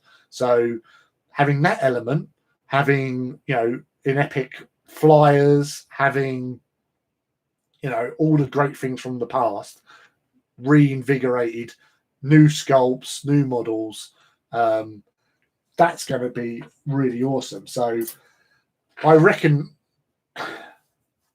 again, like I was saying earlier on with the Imperator, if a game's doing well, the next evolution would be to bring Epic back, because you've already got the Titans out. Those players that love Epic but not necessarily like the Titans, or AT for some reason, I don't know why anybody could not love AT, they might think, you know what, I'm going to relive my youth and have an Epic army again, and I might get myself some more Titans. So going to get more sales, and that's, as you said, Games Workshop are a business. So if they want to get more sales going, they bring out more models and we buy them. And if we buy more of them, then they will make more of them, and lots of different variations and stuff. Oh, sorry, coffee. So yeah, that would be really interesting to see. And I personally, if they did bring back sort of like Epic Space Marine type thing, I would love, initially, as a loyalist, I would love to do probably Imperial Fists, because of my Ignan. The whole Siege of Terror thing. On the traitor side of things, I would really love to do Emperor's Children still, because I love Emperor's Children. So that would be really cool to have them, the little bases, or slightly bigger bases. Because I think there was someone was saying on the scale debate earlier today, was that like AT scale sort of thing, that if it was like 6 mil would be like a normal human, and a Space Marine would be 12 mil. Not 12 mil, not 12 mil, would be 8 mil. So that's where the confusion on sizes would be, because I think somebody said 6 mil would be human, because obviously 1 mil being 1 foot, and then the Space Marines are like 8 feet. So that's how they broke it down, basically. But it would just be lovely just to have those little buggers. Even like I don't know, if, like Imperial Guard, or sorry, Imperial Army in the Heresy, obviously, having them running around as well. So I would be pretty confident that in some far off day, we would get Epic again, because, as I said, like, games are selling. People are getting into the hobby because of like lockdown and stuff like that. And those people that were in the hobby before returning and seeing games of their youth being brought out, like, like Blood Bowl, Necromunda. I heard recently that Necromunda is like one of the best-selling sort of product ranges at present. Obviously, Horus Heresy, you've had lots of guys and girls collecting Heresy armies for a good few years, which is just basically like 28 mil Epic. But if they're going to bring back Epic, then you can have the small version of your army, and that has a novelty to it as well. So I can really see it happening. But it's as and when, really. And I think, like, obviously, with how the world is at the moment, that's going to be, probably put back a little bit. They probably wanted to bring it out sooner rather than later, but I can honestly see them doing it, because I think, obviously, with my purchases alone, that should allow for them to actually do it. Yeah, to answer your question, I think it would be back, and it would be interesting to do a army or two. So how about you? What armies would you do if they brought back Space Marine Epic? Send in your answers.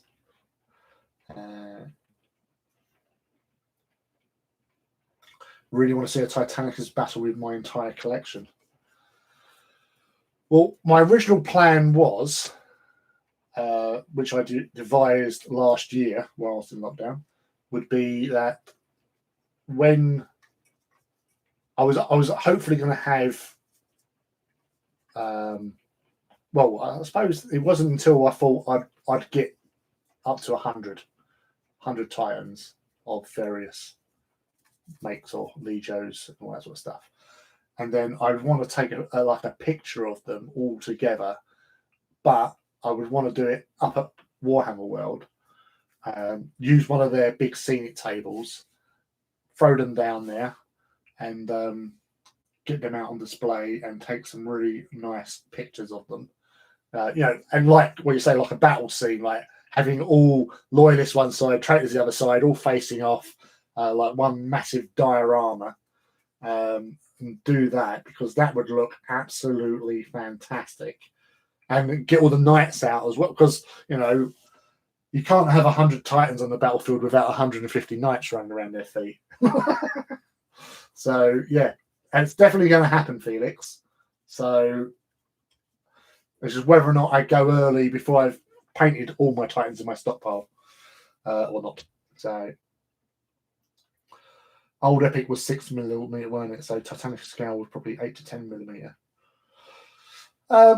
So yeah, well, I don't know. Yeah, old Titanicus was all over the place. That's why the tanks were so out of proportion and everything. Oh, hi Felicity. Hi, welcome. Lovely to have you here again. Are you hobbying or are you moving tonight with the fair Neil? I'm sure you're totally in charge of that lot. Hello. Oh, you squats. Oh, thanks for resetting the clock as well, Sith. I'm just worried if they ever brought squats back, that nostalgia will have ruined it for people. But then saying that, the Caradon Overlords are actually quite funky, so it's not as if they can't sculpt a good model. I only ever had the squat in exo armor on a trike. That's the only squat thing I ever had.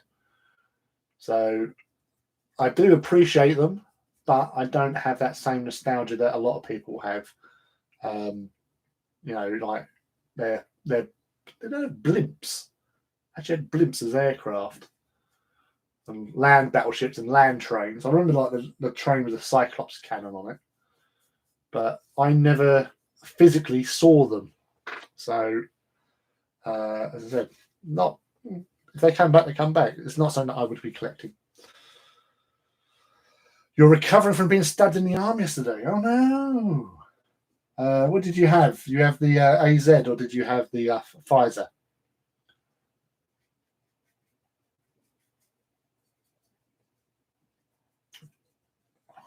Slurp a drinky. So, did you find that you've got a hard on? Interesting side effects of Pfizer ones. Yes, I just feel incredibly randy.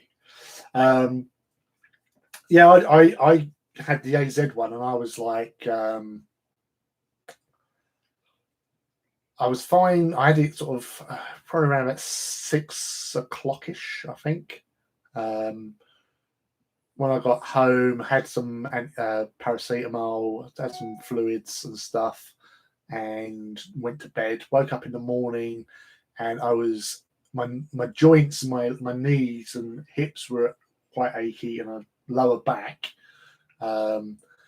headache, and an overriding feeling of meh. But I know other people had a lot worse than that, like there's shivers and everything like that. I don't think you have as many side effects with the Pfizer one, because obviously it's a different type of stuff. I think that's why Carried On Overlords are so steampunk, so they can beat people's squats. Oh, you had your one today then, did you, Sif? Yeah, as I said, paracetamol, keep your fluids up, and just rest. I know people that have had it and not a thing, but I know other people that have been as sick as a dog afterwards. So, yeah. It just is what it is, and you just have to take it as best you can, really. Squatches stay forgotten in the 80s. Oh, the original Mortal Kombat last night. Johnny Cage. And he managed to get his special move in. He must have been so happy with that in that movie. I'm going to do the splits. Bloody hated Johnny Cage playing him against him.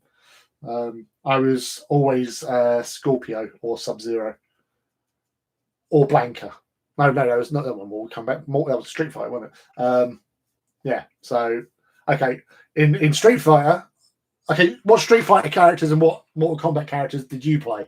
So I did Sub-Zero and Scorpion, and it was Blanca and Guile in Street Fighter. And even in Tekken was Lei Wulong or Mokujin. When Mokujin finally came along, because I found the idea of being beaten the shit out of by a block of wood very hilarious. And especially when me and my mates used to play it, I just button smashed and hoped for the best, and just kept on screaming out "block of wood" as I beat the crap out of them, which was always fun. You had yours about 11 a.m. I was fine until around about 4 p.m. When I felt really drowsy. Yeah, you just get that sort of like tired. My boy had the Pfizer one, but I say on his one, he pretty much slept for it. He had hardly anything the next day.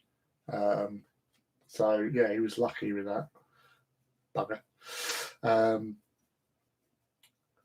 So Neil's had the AZ one and he feels fine. Well, that's the thing. Some people are, some people aren't. It's the luck of the draw, really. Just drowsiness and my temperature going up and down until about 3 a.m. Yeah. That's the thing. Is the chills and the sweats which is never fun. But as long as you're getting better 5G reception, that's all that matters. Yeah, I can get Channel 5 and everything. This is fantastic.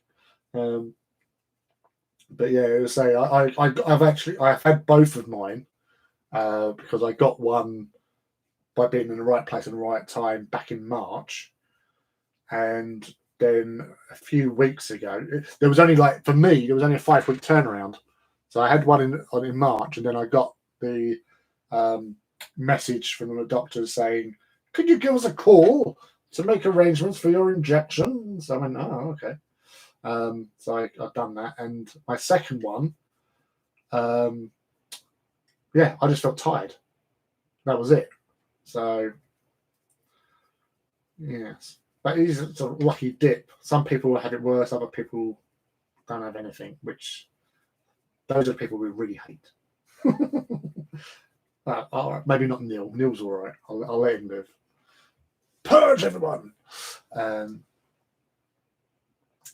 So no side effects as yet, not even a sore arm. I think my body remembers COVID from last February when I had the flu before COVID. The amount of people that may have had it beforehand without realising it is we just don't know.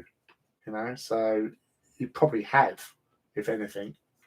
But I say better safe than sorry, because it limits the chance of getting it and then passing it on, at least. So it's not like a full-on preventative, but it helps limit the effects and the spread as much as possible with this bloody thing. But then you get all these different variants, so that's always fun.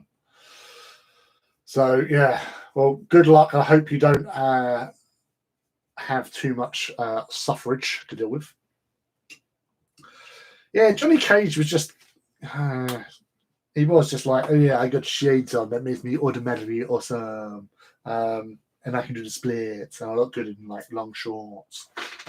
Yeah, I never liked him as a character in the game, or the Bruce Lee ripoff dude. Yeah, I don't even know his name. So yeah, him. Yeah, I was definitely, when I had a PlayStation, it was definitely more Tekken that took me over, because I just say Lei Wulong, because I love watching Jackie Chan Super Cop and loads of other Jackie Chan films, and it is Jackie Chan. So as far as I'm concerned, so who doesn't want to be Jackie Chan? So yeah, I went with Lei Wulong, and then as my main character, because we all chose main characters amongst us.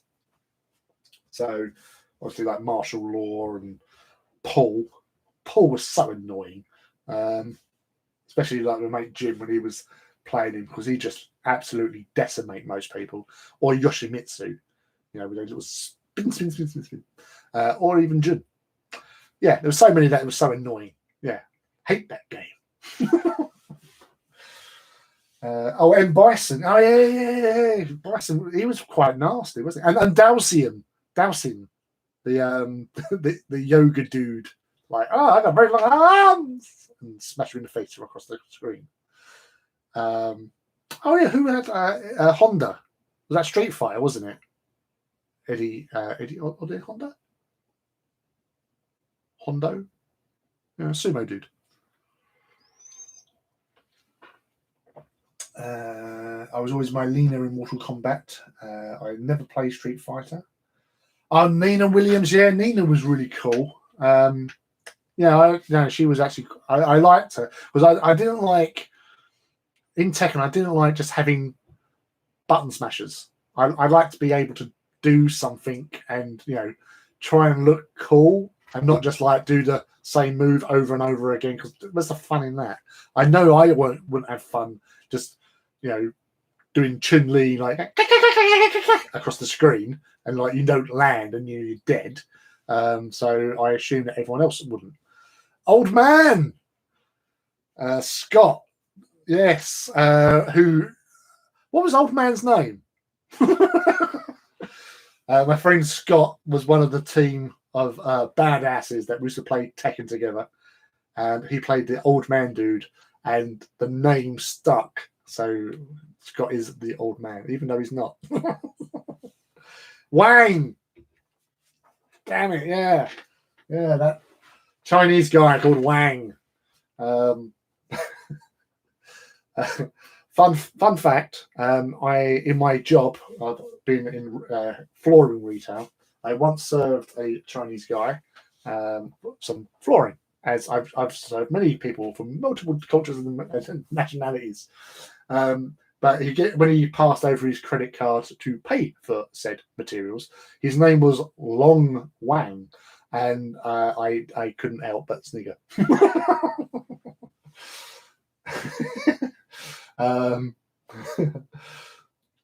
But yeah, it's so catching up. So yeah, quarantine is a steel tub. Oh yes, yes. Well, that's what you get from being in the Navy, mate. Yeah, you chose that career. We didn't put you there. You put you there. That's fun. I know you have lots of after those stories you've been telling us recently. The Drunken Master. I've got a 5-door Civic. Oh, Gunders.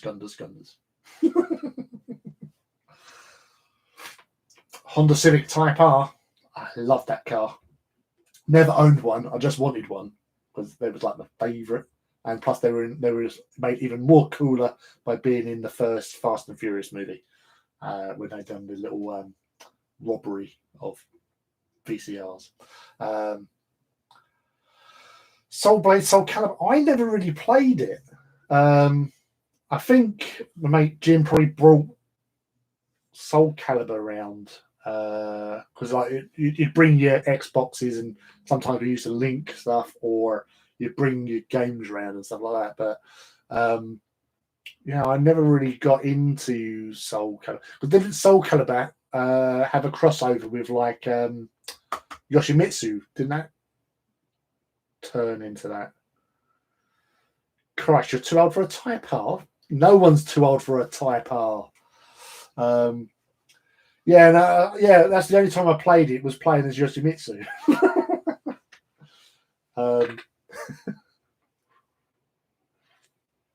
It was other fighting games were there. I remember there was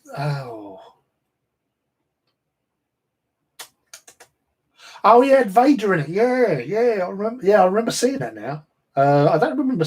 Oh no, yeah, I do remember Spawn. Yeah. What do you think, Geralt and Ezio? Has there been a new one then that's fitted in these extra characters? If so, cool.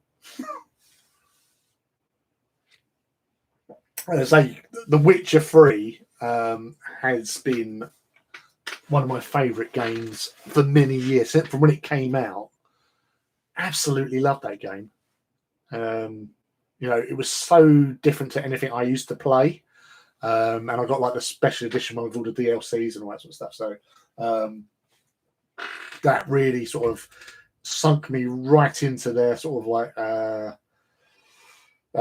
Novigrad and all that sort of thing. But yeah, it was I love Witcher.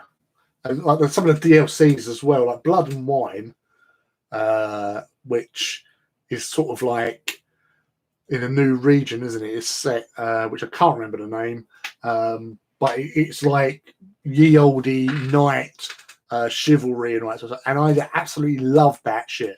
And the scenery is just fucking majestic as fuck. So yeah, that was awesome. All right, yes, all right, James, man. Thank you for joining us, and hopefully see you again before you ship back out again. How long are you off for, anyway? Are you back here for a while? Yeah, it's like Bretonia. That was it. Yeah, it's very Bretonian looking. So I love that. But I love all knights and heraldry and all that shebang.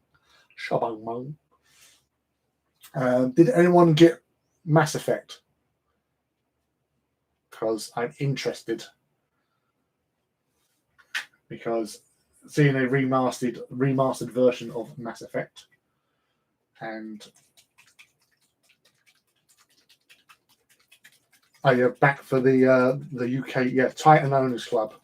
Sif is one of the admin guys on the Titans Owners Club that I'm part of, and he apparently takes forever to build and paint Titans. I've only seen his Titans once. They looked all right. I don't know how long it took him to build them, but everyone keeps on saying it just takes forever.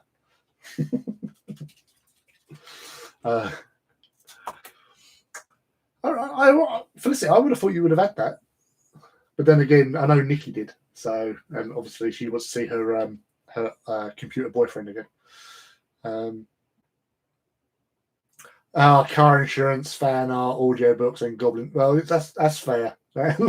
Not that the car insurance can just do one, but yeah, everything else is a quality purchasing, I find. I mean, did you get a promotion as well?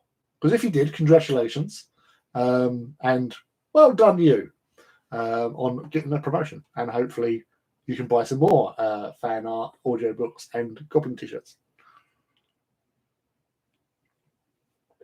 Which is what life is all around, really. All about, really. Right. So, all right, distractions. Time for some aphomatic blue.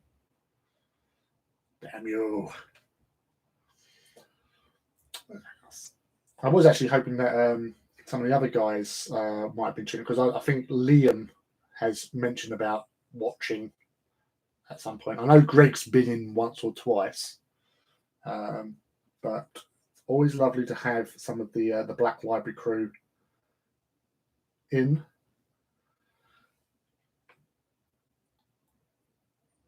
Well, that's not bad. That's not to be laughed at, really. New Rowan Stone Company in that. Yes, that's very nice. Extra well done. Yeah, no, that's awesome. So that's a fair amount of car insurance and films and going out once you're allowed, and obviously treating yourself to some nice shiny stuff, which you probably deserve. So well done. Honestly, can't remember the last time I had a pay rise. Are they meant to be like yearly? Because if not, I've not had one in a good few years, so it might be. Well, I'll wait until things get a little bit more less stressful, and maybe just say, "Can I have some more money, please?" See how that goes. Hopefully, my whimpering will help.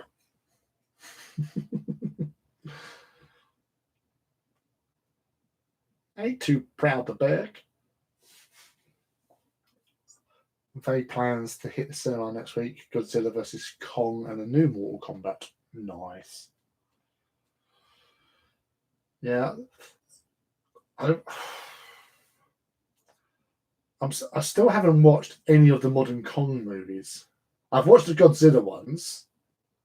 And that last one when it's got Mothra and Radon and all that sort of thing. I've quite enjoyed them, just because it's Godzilla. I've even obviously there was a while back Netflix had a lot of the old sort of Godzilla movies, like the original stuff, like with like Mecha Godzilla, and watching that. And we all know that any pay rise that Forge of Mars gets will simply go into more Titans, and I, for one, support this idea. Yeah, so do I, and yes, it would. Anyone looking forward to the new Dune? Oh, yes, and more yes. If I'll say some of the guys here have been on the Artist Empire Wednesday night paint over streams. There was a thing where before I went back to work, we do like a good sort of 2.5 hour stretch, and it always got to a point that we start at sort of like 6 p.m. British time, and once we hit 7, somehow by my own fault or somebody else, we'd always end up talking about Dune in some form. Either new ones, old ones, bits about Dune, the history of Dune. It always happens, and like I got to a stage where I would be looking at the clock, going, "It's almost 7 o'clock, and there's been no mention of Dune." And then somebody would like, "Has there ever seen a new trailer for Dune?" or like, "Oh yeah, I'm surprised nobody's mentioned Dune yet." And you go, "Ha ha!" They fell into our trap. But yeah, absolutely love everything Dune. Although I haven't finished the original. Well, I'll say the original. It was actually the ones that Brian Herbert and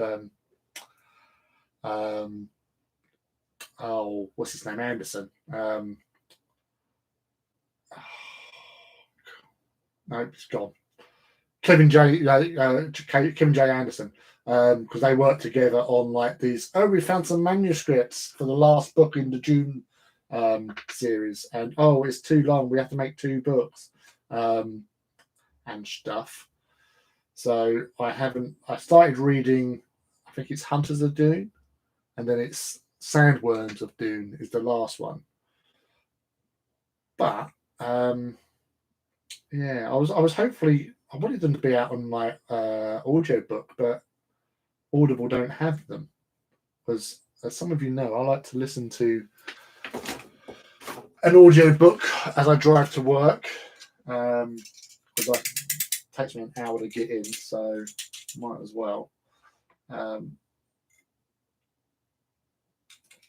you.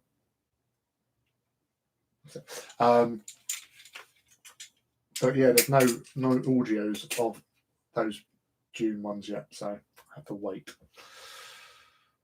Yeah, King of Monsters was surprisingly fun. And so like Millie Bobby Brown in it as well. She's awesome in everything, and I really wanted to do young Leia or just Leia, because obviously as she's getting older, she does have a surprising resemblance. But then, you know, there's this thing of, like with Sebastian Stan looking like Luke. Bit of an age gap for twins, though. Well, not that they're identical, but you know what I mean. But yeah, no, I would love to see more stuff because they announced yesterday. Henry Cavill was saying that they're doing a second Enola Holmes, which I really enjoyed. Enola Holmes, I thought it was quite cool and quirky, and I like Henry Cavill in all his shapes and forms. The Geralt of Rivia, Superman, and as Sherlock. I think he just pulled that off quite nicely. Consco Island promised a giant gorilla punching helicopters in the sky and delivered that, so it was fine in my books. Yeah, I think those cinematic sort of situations where you get giant, you know, primate battering modern technology is always like, you know, worth the entrance fee alone. What are my thoughts on the David Lynch film? Well, for many years, the David Lynch film was the only source of Dune that I knew of because I didn't read the books until later. So I was sort of in my late teens by the time I got hold of the books, which I actually found Dune just laying in the street. So walking somewhere. I've gone through an alleyway from where I lived, and at the end of the alleyway was Dune sitting on the floor. So it was like one of the earlier editions because of the artwork that was on it. So I thought, hello.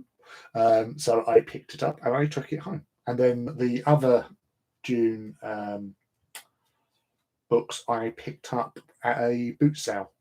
So the remaining 5 books I bought for about £2. So that was good. So yeah, I read them all. I enjoyed them all. My favourite ones were the later ones, funnily enough. I liked God Emperor June because of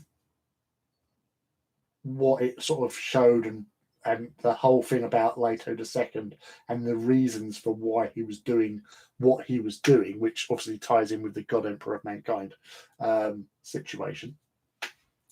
But Heretics of June and Chapter House June were my two favourite ones, with the whole Miles Tegg character in Heretics. The old Bashir, who'd come out of retirement to help defend the Sisterhood from the bad dudes, or the honoured martres, as they were called, which were returning from the scattering. So when Leto II died, loads of people left and ran away because Leto was trying to keep everybody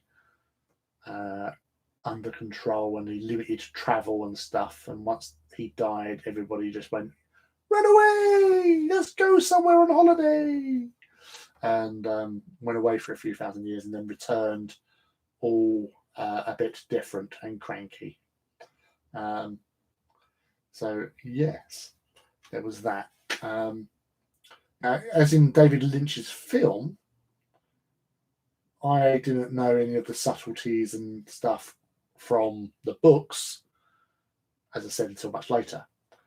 I enjoyed the film immensely because I like sci-fi. I sort of not identified with Paul, but because he's meant to be a young hero, it's the whole, like Luke Skywalker type thing. But obviously, he's born as a duke's son. But yeah, I also like David Lynch, so that sort of helped because obviously he's just that little bit different from everyone as a filmmaker. So I like June was the first thing I saw of his, to be fair, and I enjoyed June for the story and the acting in there. Like Jurgen Prochnow, I wanted Jurgen Prochnow's Duke Leto to be my dad. That's how good an actor he was. Can't Jurgen Prochnow be my father? And yeah, say like all the performances. Obviously, Patrick Stewart, in his Star Trek days as Gurney was awesome. Moods of a cattle and love play. But yeah, he had all these great actors doing these parts, and yeah, it wasn't. Yes, it wasn't as successful as it could have been. I will suggest though, on YouTube, a guy called I think it's called either Spice Driver, but he's edited the David Lynch version and added in all loads of deleted scenes, basically. And I watched it recently, and it makes for a better viewing. And because you're sitting there going, "Oh, this wasn't in the original film," and because of that, you watch it and you go, "Well, actually, this is actually good." And it's not patchy, it's not cheap. It works. It flows perfectly, and the bits that added in there add a hell of a lot to the actual overall story arc. And the important thing he left out, which he edited out, was the bit right at the end when it started raining. Once he ascended to full Muad'Dib level. So yeah, it was definitely worth watching. I'll see if I can find a link again and post it up somewhere. But yeah, I've got to do it now. Sorry, 2 sets, and I should find it because I think I saved it somewhere.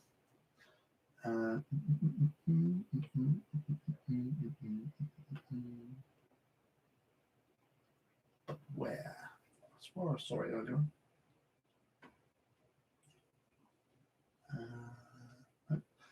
There it is.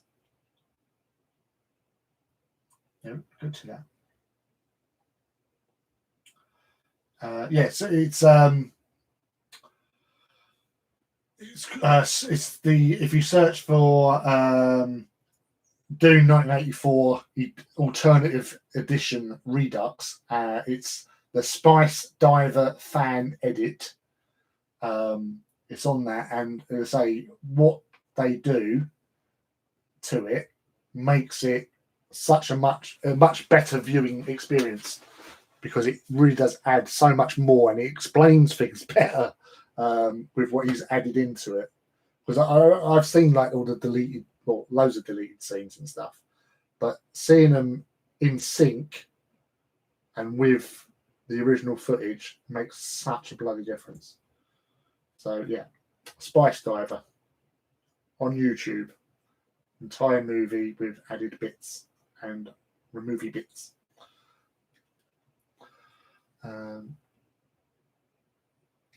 Nobody can replace Carrie Fisher. That is absolutely correct.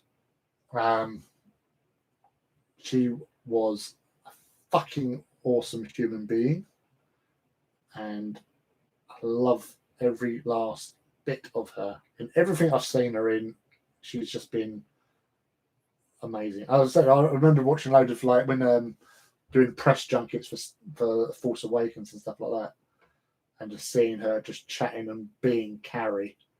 That's such an amazing person who would always like back you in a fight. She was fantastic. A 1 in a million. Pure awesomeness. But yeah, obviously she was missed, and it's a shame that she's not with us anymore, because we need people like her. My ex was obsessed with Dune, so made me watch the sci-fi miniseries loads of times. The first one was rushed, but I enjoyed Children of Dune as well, because it was young James McAvoy, wasn't it? The first one wasn't. I wasn't too with, but the second one I definitely was. But I said it you could see it was didn't have the sort of the financial backing sort of bits. Like I still remember John McAvoy, just like running face onto the camera sort of thing, as he's like, evolving into sand trout dude. But yeah, there's you got to have a distance when you're watching sort of things repeatedly. You can't just continually watch it all the time. You get burnout. Yeah, that's it. I thought you might appreciate that. The little young scallywag.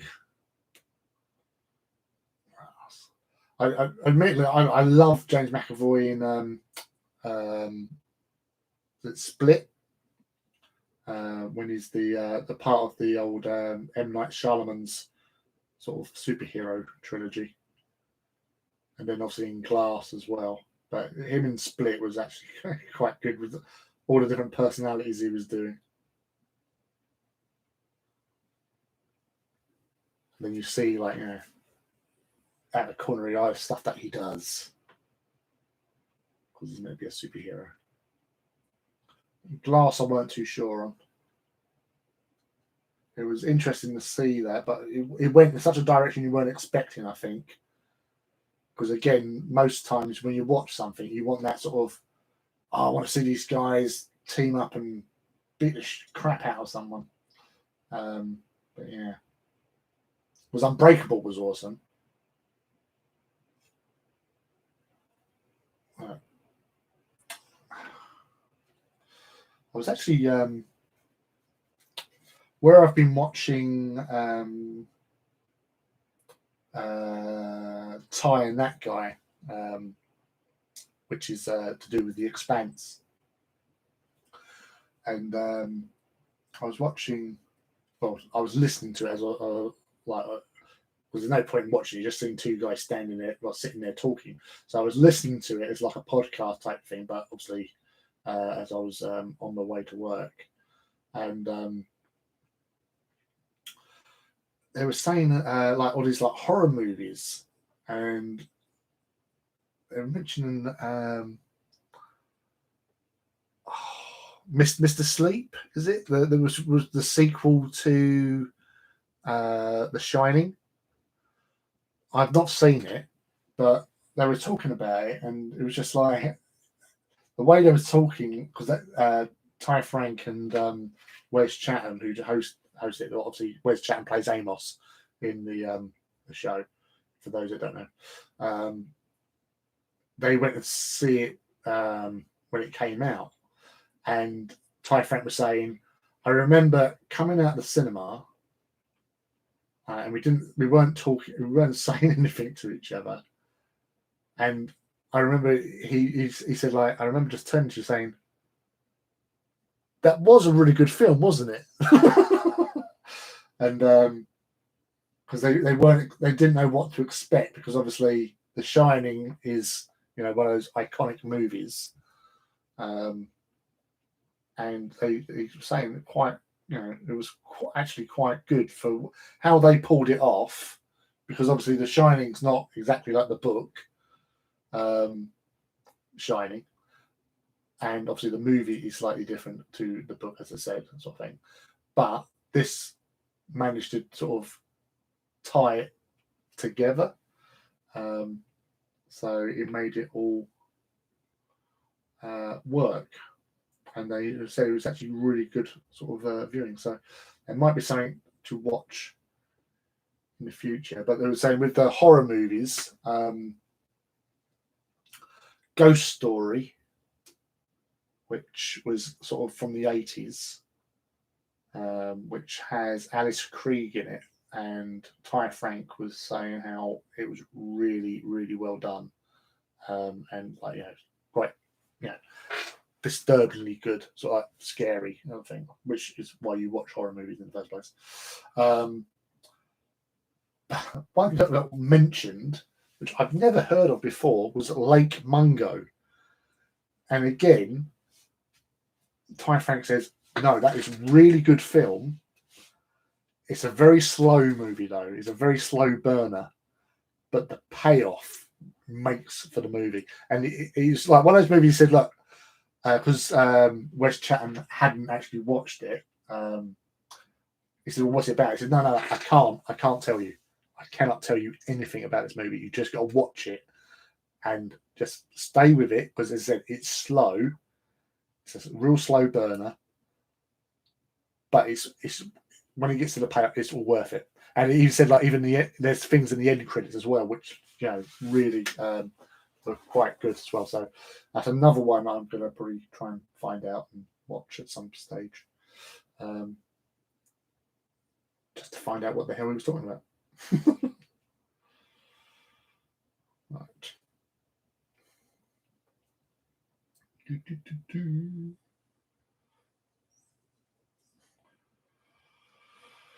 Right, so with applying another coat of aphomatic blue,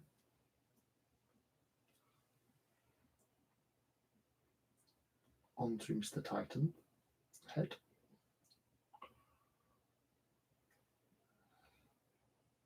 Now, that's what I like about these contrasts, is just the flow of them.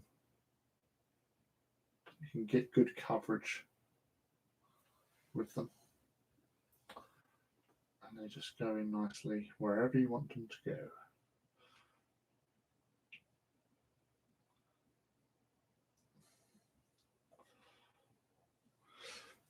Dave, are you still with us? Because how many coats do you use on your Laniuscara when you use aphomatic blue? As I was saying earlier on, is that I tend to try for 2. Oh, you're airbrushing. Oh, yeah. I forgot you like to airbrush.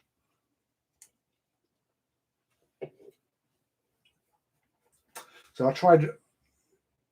I've used sort of washes in airbrush, And I'd done an ultramarine when I was doing ultramarine heresy. I'd done just using the Crag Blue glaze over lead belcher. And it's like I went through like a whole pot over this pain blade because it just like all over it, but it gave it quite a nice proper sort of ultramarine blue look, which was cool. It has since now been painted as Iron Warriors because I sold some of my ultramarines to my mate Mikey, who wanted to do an ultramarine heresy army. And what I didn't sell to him, I repurposed into my Emperor's Children. So all worked out.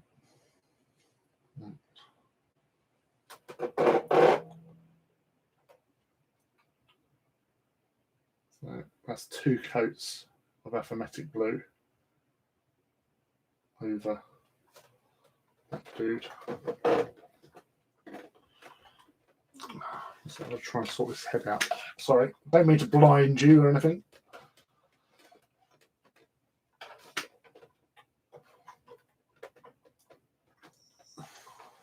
Maybe.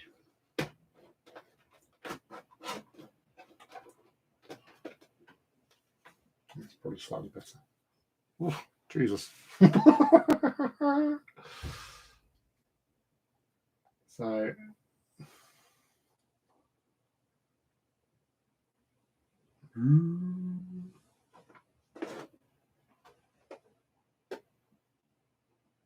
yeah, so you can just see. There you go, a bit better. Oh, so better. So it keeps that metallic hint to it, which is always quite funky. So I'll just let that dry a bit.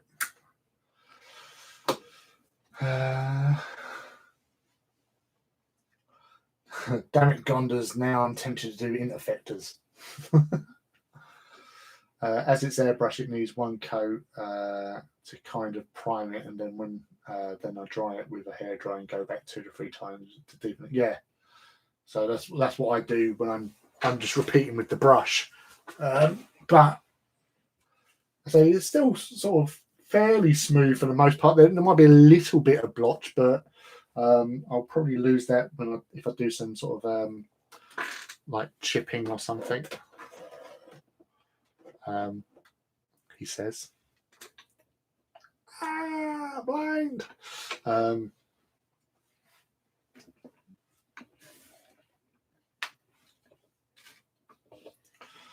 it's getting quite dark.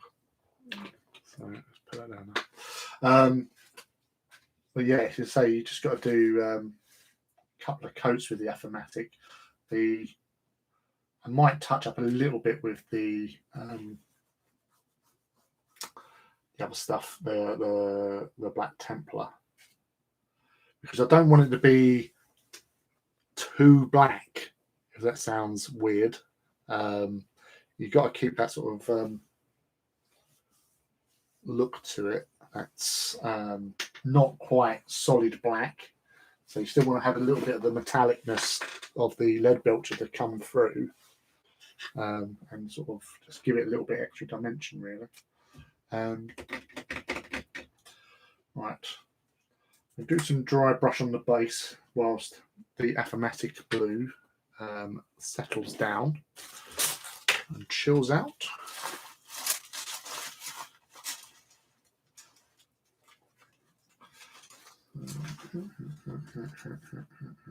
That'll do.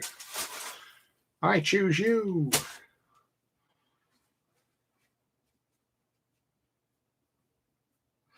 I love Corvus Black. It's really, I'm going to say again, because Abaddon is just too black for certain things. So I like that sort of greyness that it comes with the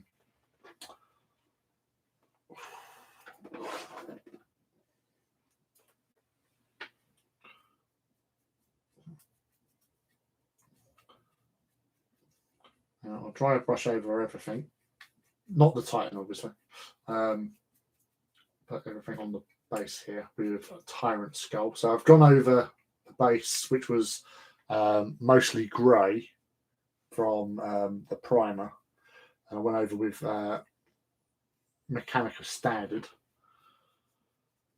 and now Tyrant Skull over that itself.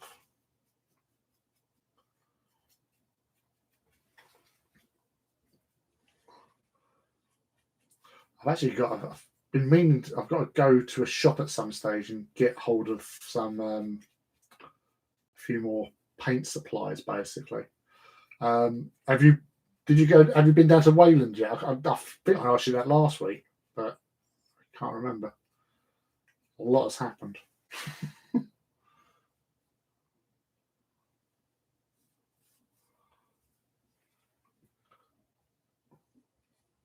I think they're open, but I think they've changed it. They're not open at night like they used to be. Because those that don't know, Wayland Games have a gaming hall and shop, but the shop used to be open from 5 p.m. until like 11 most, or every other night, and then maybe a bit earlier the other nights. So I know like the weekends they'd close sort of like at 7 and 5, I think, on a Sunday.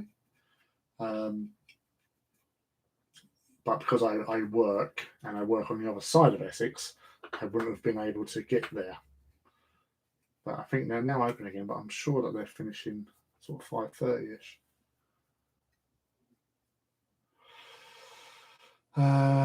No, but a few mates have suggested we book soon for a game. I've heard the gaming hall is much smaller. Oh, it's shrunk it down again. Jesus. Because that was the thing, when they first opened up there, that gaming hall was quite a size. And then they swapped over sides to make more space for the warehouse. And they've now made it smaller again. So obviously more warehouse space.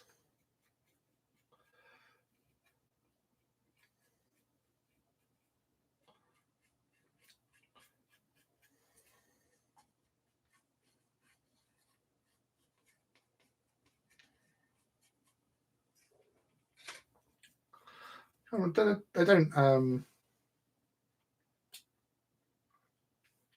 You get every Thursday. I swear I saw you down there. It wouldn't have been a Thursday, I don't think, because I would have. Because I see my kid. I'm with my kids on a Thursday night, so yeah. I swear I saw you down there. You enjoyed your double burger and Doom Bar. I used to like I really like whenever I used to go down there for a gaming session. I really used to enjoy the meal deals they did down there with the big hot dog that they did out of the bloody the hot counter thing, a bag of crisps. It was a bag of crisps, a chocolate bar, I think, and a drink, wasn't it, for £5? And I thought that was all right because that hot dog was nice enough, because obviously you can have it as a normal hot dog, or you can have the old Lincolnshire sausage, which I always went for. I love that.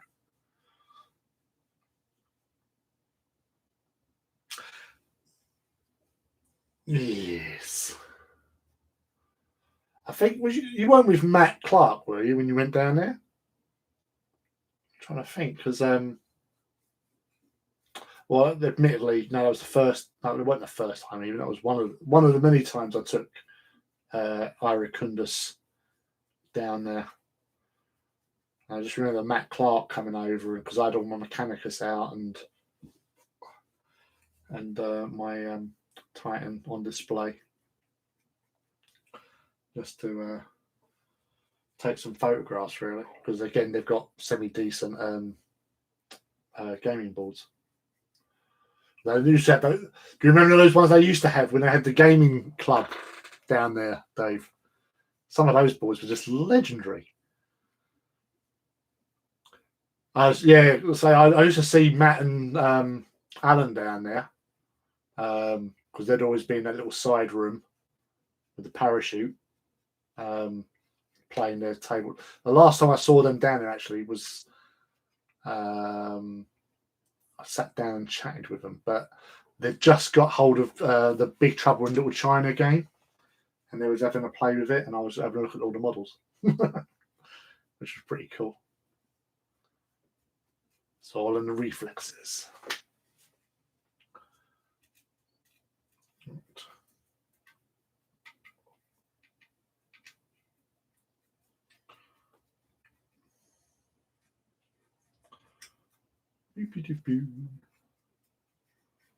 Right, so that's base.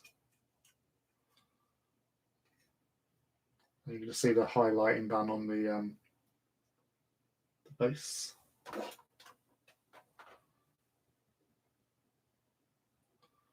What I really need to do is the superstructure, because with these guys, I like to.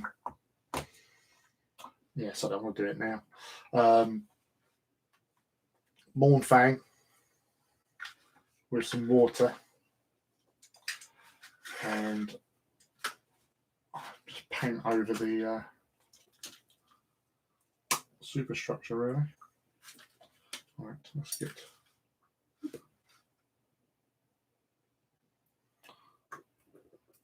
pipette.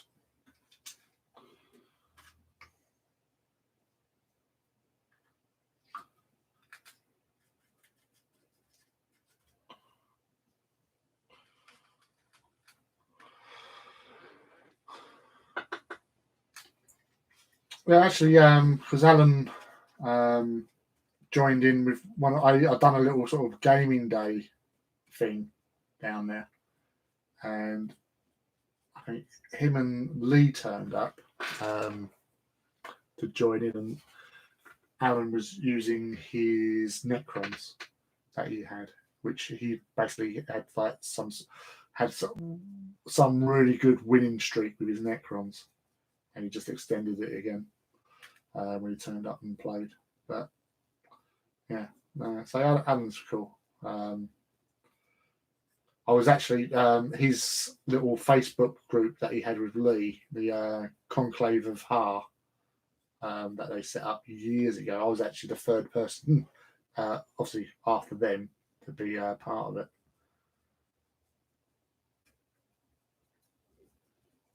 But Lee I've known for about 10 years.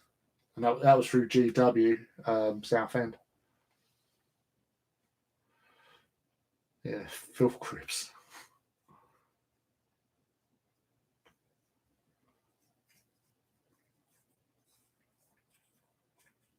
Yeah,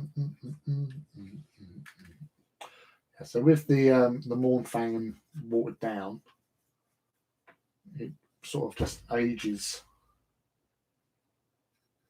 to a real sort of like weathered and not well maintained at all look to the Titans. So obviously once it dries, it looks better. Trust me, it does. I've done it on enough Titans to know. I'll just get that in there on the feet.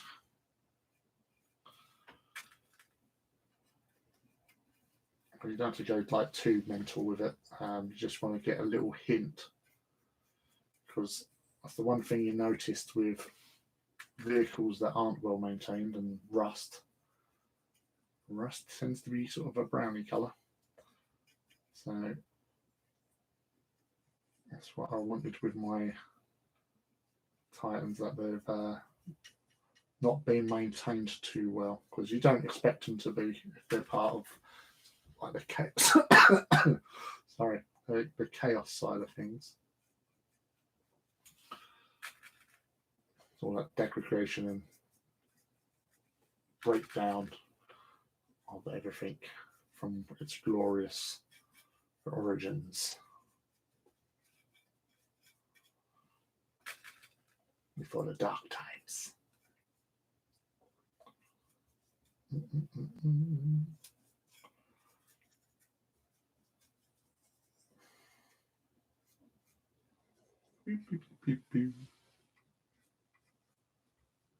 So,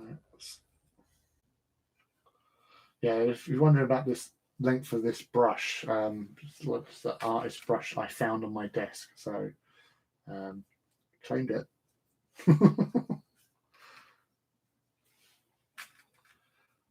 Because I thought, oh, that looks interesting. To the sides, to the top. Now, I don't go onto the weapons with this though, because they tend to get I agrax them, and then I will use Seraphim Sepia on them. So I like to sort of distinguish the weapon a little bit from the superstructure.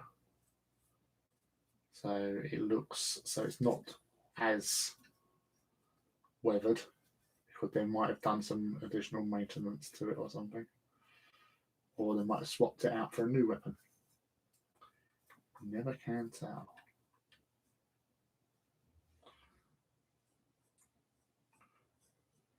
But once this dries in, it really does, as simple as it is, it really does make a huge difference, and it does make it look quite not well maintained.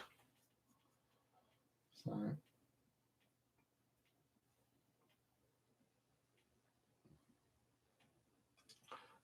put some of that.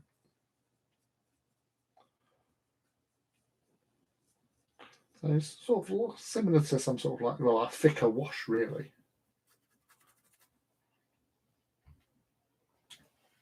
Yeah, they've killed somebody and thought, right, I like that plasma blast gun because my one's a bit ropey. I'll sell it. It's all about taking the battlefield at the end of the day and claiming the spoils.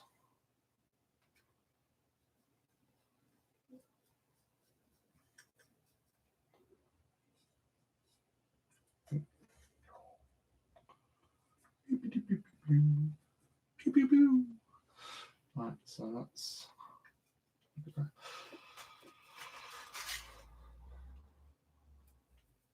So I'll go over with a little bit of dry brush as well, just to pick out some extra bits. It doesn't hurt to dry brush. Oh, the rain's back again.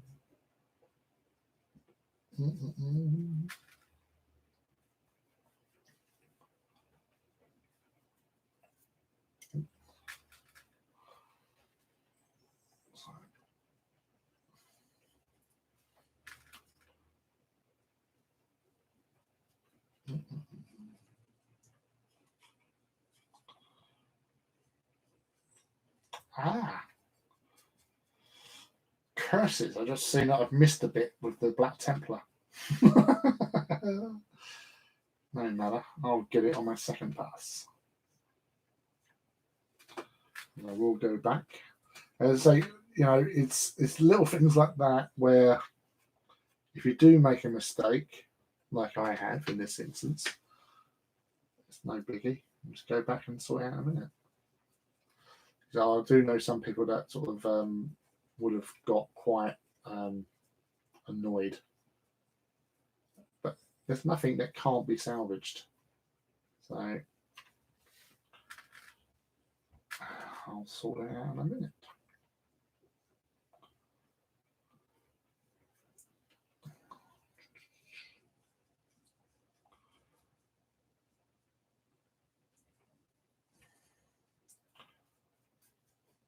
I don't normally do this particular sort of weathering method as such on all my Titans. I think so far I've only really done it on these guys and my Fortidus Legio, because obviously the Fortidus guys think fluff-wise, the ones that are on Mars are dead. But the ones out amongst the fleets were sort of scattered, and they've been sort of fighting their way back. But obviously not always going their way.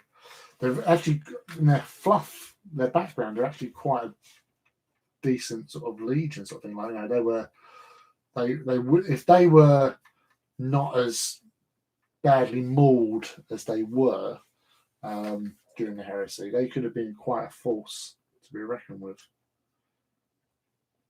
according to the fluff anyway.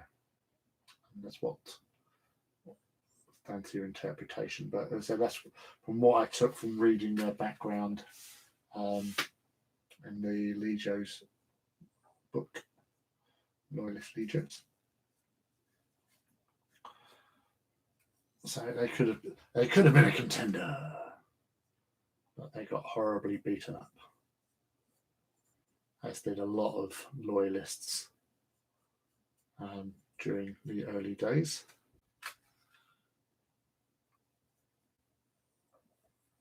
I think Ozydax as well was one that got quite a mauling.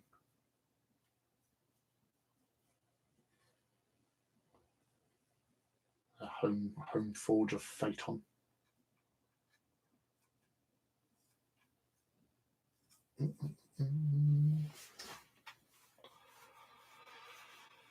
Oh, what's the running total? I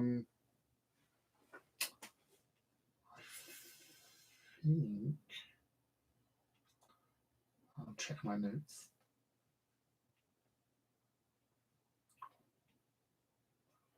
All right, yeah. So that I think I tweeted mistakenly the two Audax I done a couple of weeks back. I put down as 90 and 91. They were actually 89 and 90. The Warlord last week was 91. So this will be 92 and 93 once these are finished. So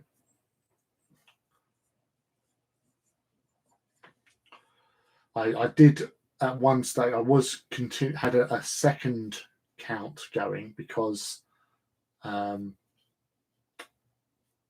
it was.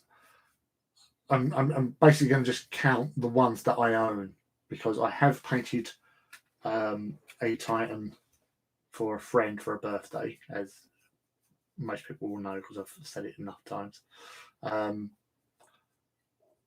But I don't own it, so I can't really include it in the count as such.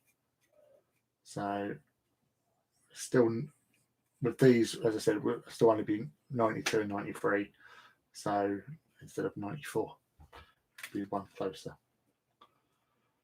But technically, like with these ones I'm painting up now, were from my belated Christmas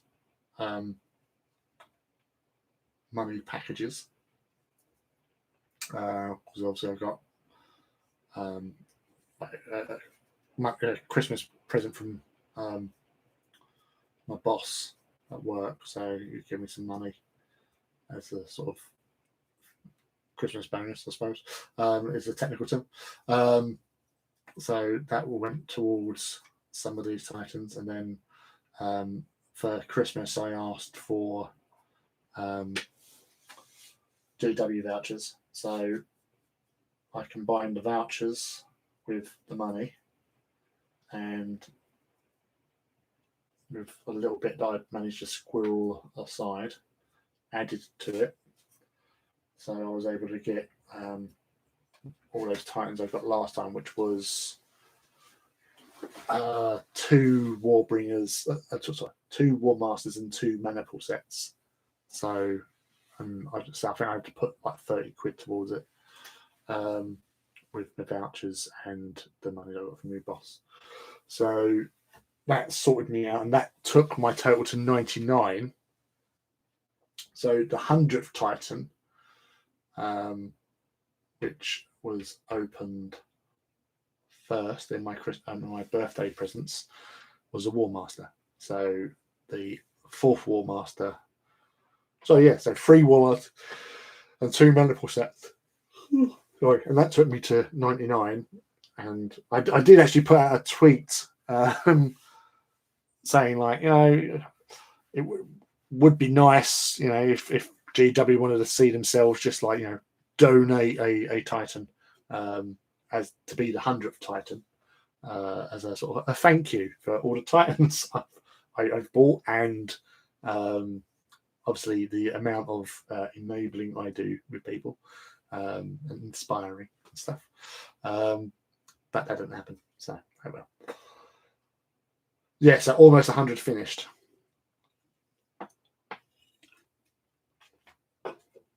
And here's me 2 days into my first time.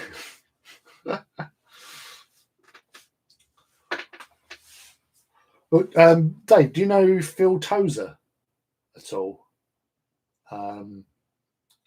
If you was ever sort of up GW Southend at all, you probably have seen him up there. He used to be a manager in Games Workshop years ago. When Southend, he was actually the manager of Ben Prager and Darren McInach, who have gone on to bigger and better things. But yeah, he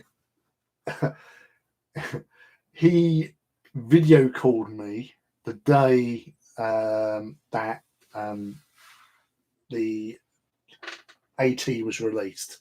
So like he'd got his, I was at work, so he'd video called me at work to show me he had his box and was opening up in front of me going, I got Titans on the Saturday. And I was like, oh, you, damn you, sort of thing. I couldn't begrudge him. I was happy for him. But like, it's like, and then I sent him a picture about, let's say, 10 o'clock at night of a Titan that I'd built. And he's like, what? You built one already? Yeah. Don't hang around. What have you done? I said, well, I haven't started yet. And then obviously by the sort of the couple of days, it had already been painted and everything. So that annoyed him, and I think that I must have built and painted around about at least 85 Titans by the time he'd finished his first one. or something. He was stupid because he say he'd been doing lots of other projects. He's a very busy hobbyist. Like he does like AOS and all that sort of stuff, and 40k with his boy and all that, and like he goes to gaming clubs. But he was very slow. But he's recently painted a Metallica War Master, and it looks amazing. I say it a lot, but the real good shit is amazing. And as I say, it looks the part. It looks as mean as hell because he's got a big couple of big Titans in Metallica, so he's painting them the same way, so they all look similar.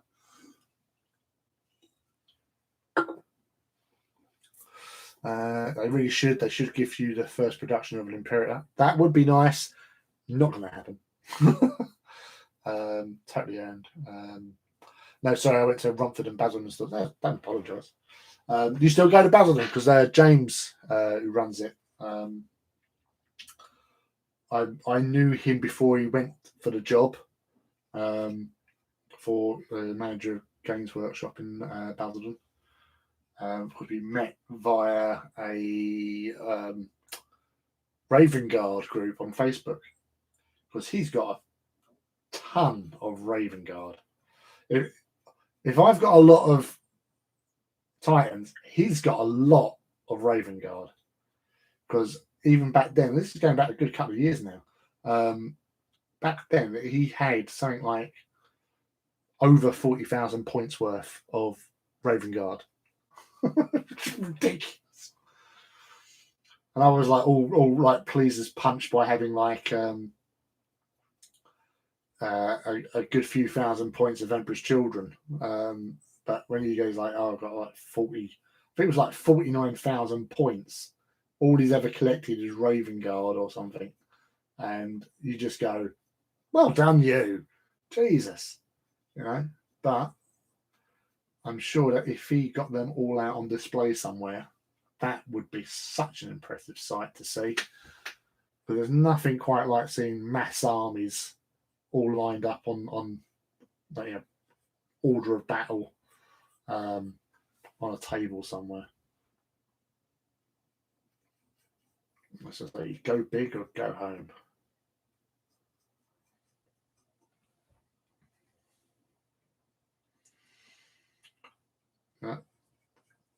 Every Titan addiction starts somewhere, David. So, so once you've got that one painted and posted up on like AT18, for example, people are going to love that. It was a sort of when I first painted Audax, because as I said, when I done the Audax scheme, I came up with it and posted a video within half an hour of it being released on the Warhammer community, like the picture art they had of Audax before they released Shadow and Iron. And yeah, I was obviously put that up there, and you know, say within half an hour, and the amount of people were like, oh wow, it's really, really cool and effective sort of thing. It looks really good. But because at that time I wasn't going to do Audax, that didn't come till much later when they released the Ursus Claw, and I bought some Ursus Claw. I think I bought six Ursus Claws, and I bought some Warlord Carapace weapons, just to jazz up my Ozidax with a turbo laser.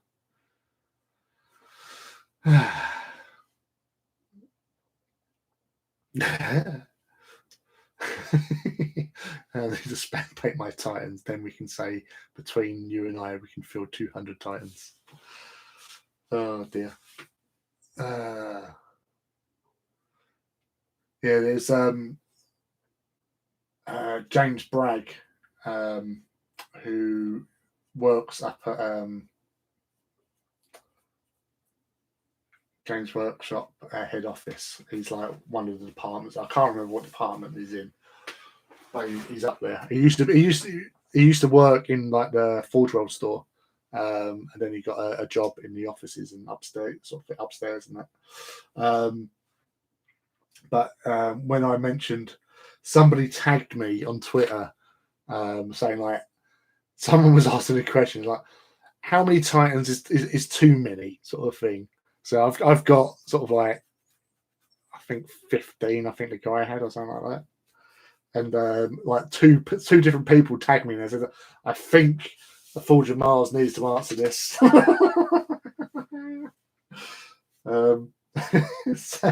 So I said like, well, I've got 105, and I'm more than happy with that amount, and I'm sure there might be more at some stage. And then James Bragg came on and said like, oh, surely you want to round that up to a nice round 200.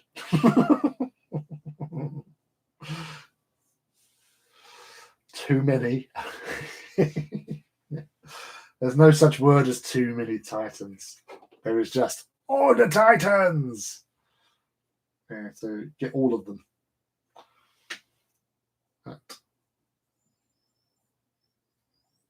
Totally. As I said, I just love these models, and because I've got so many bloody, I don't mean to like go, oh, bloody Legios, or it's my own fault, I know. But you know, birthdays and Christmas are very good times, and I said I like even like my friend Scott. He gave me his warlord. As I traded him some. Well, I gave him some old Eldar that I wasn't going to do anything with. So there was like quite a lot of Eldar models there, and he was doing Eldar, and he paints so beautifully. And so I thought, wow, well, I'd rather see them going to use somewhere, and I'm sure that Scott would do an awesome job with them, which he has been doing some awesome work with. The avatar he painted up was really nice. And I think he just was like, well, you've given me these, so I don't think I'm. I bought it and I've built it and I've done a bit of painting, but I'm focusing more on my 40k stuff. There he is, and yeah, it was nice enough to give me his warlord, which went into my Legio Solaria as my third warlord for them. And I can honestly say it is my favourite one, Aphionia, as I called it, because the pose that Scott did with it was really a really nice strideful pose, and it looked really, really nice. And once it was painted up, it looked even more awesome. And then I just stuck a couple of quake cannons. I love quake cannons. So it's got double quake cannon and apocalypse launchers. And it served me well during the Legio Walks event last February. In fact, it hardly got scratched. It never lost a shield. Well, it never lost its shields, I should say, sorry. In the two games it featured, it took no damage, structural or anything, and didn't lose any shields. Because the opposition just got mullered by my other stuff, which was nice. But it done what I intended to do with it, which was basically to be a gun platform and to shoot the crap out of things with Quake. Which my last game, which was my hardest game, because it was so hard going to get a result. It was against Legio Volpa, who are the nemesis of Legio Solaria. So it was quite fitting that it went up against them, and they were using a Fortis maniple, which is Reavers and Warlords, and they can merge shields with Warlords. So it's like 2 Warlords, and then you can have 3 Reavers. And yeah, he had so many shields to get through before you can actually start getting into the yummy business of blowing up armor. But it's he had a Reaver and a Warlord sitting on the hill with a void shield generator. So every foul roll, they got a re-roll, which was very annoying. So they lasted a long time. So I took quite a few casualties. It was my most the most losses over the weekend was in that one game. So yeah, it was a hard fought battle, which you would expect with those forces arrayed against each other. No quarter asked for, none given. Quite literally. And I was lucky enough to walk away victorious. But that was really, really tough. Because obviously Warlords are tough customers anyway. But when they've got Fortis, so they're sharing shields and void shield generator, that was just really hard going. But eventually it worked out. So I'm now just adding agrax to the base because I can, and because it's that time to add agrax to the base.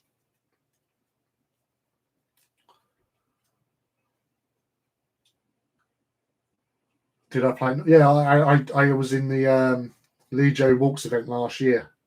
That's where the Volpa game happened. So I actually did work out from my games that I kept a record of what I lost and what I killed, because I was interested in how it would all turn out and statistics and stuff like that, kill death ratios. So before the final game, actually, hold on, make it easier for me. So where are we?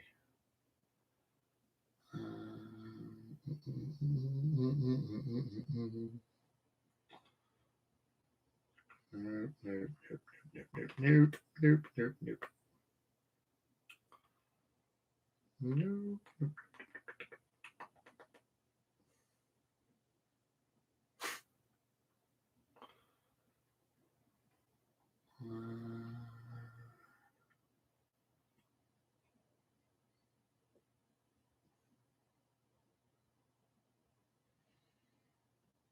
There it is.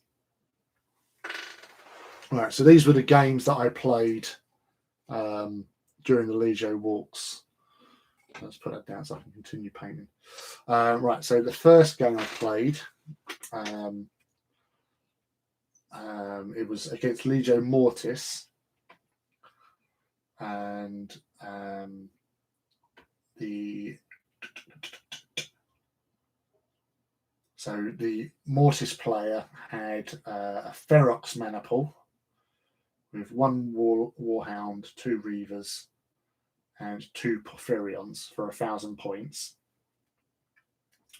I went with a Lupercal, so it was 4 Warhounds and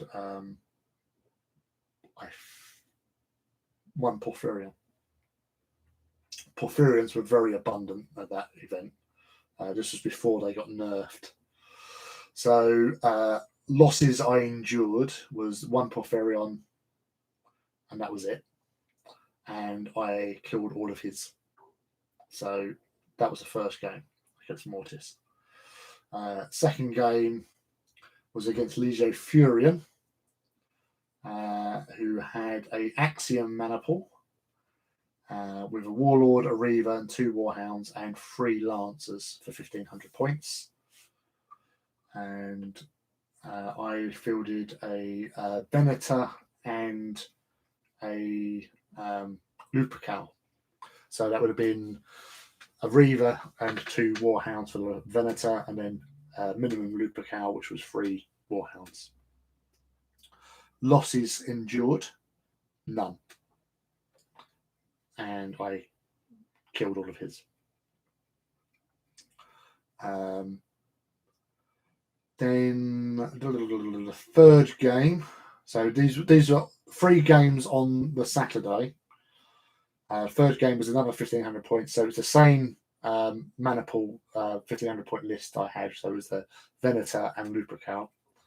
And I was up against Legio Tempestus, who was doing a Corsa Maniple. So it was mostly Reavers.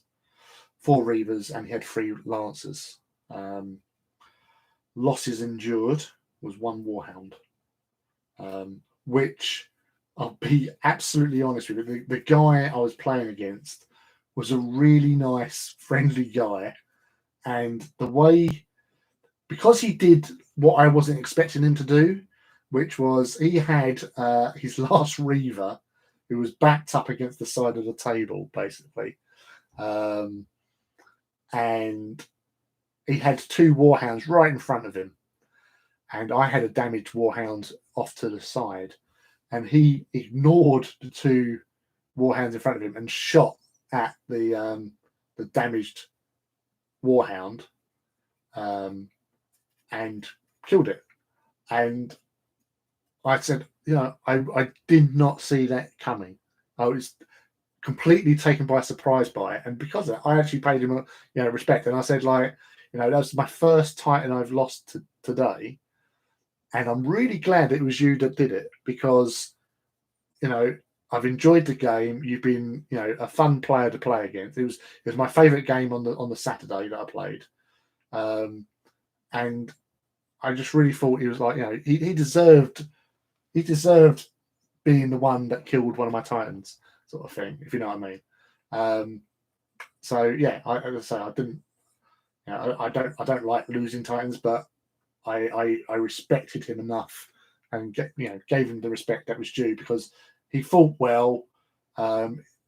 Just unlucky with some dice rolls or positions and stuff.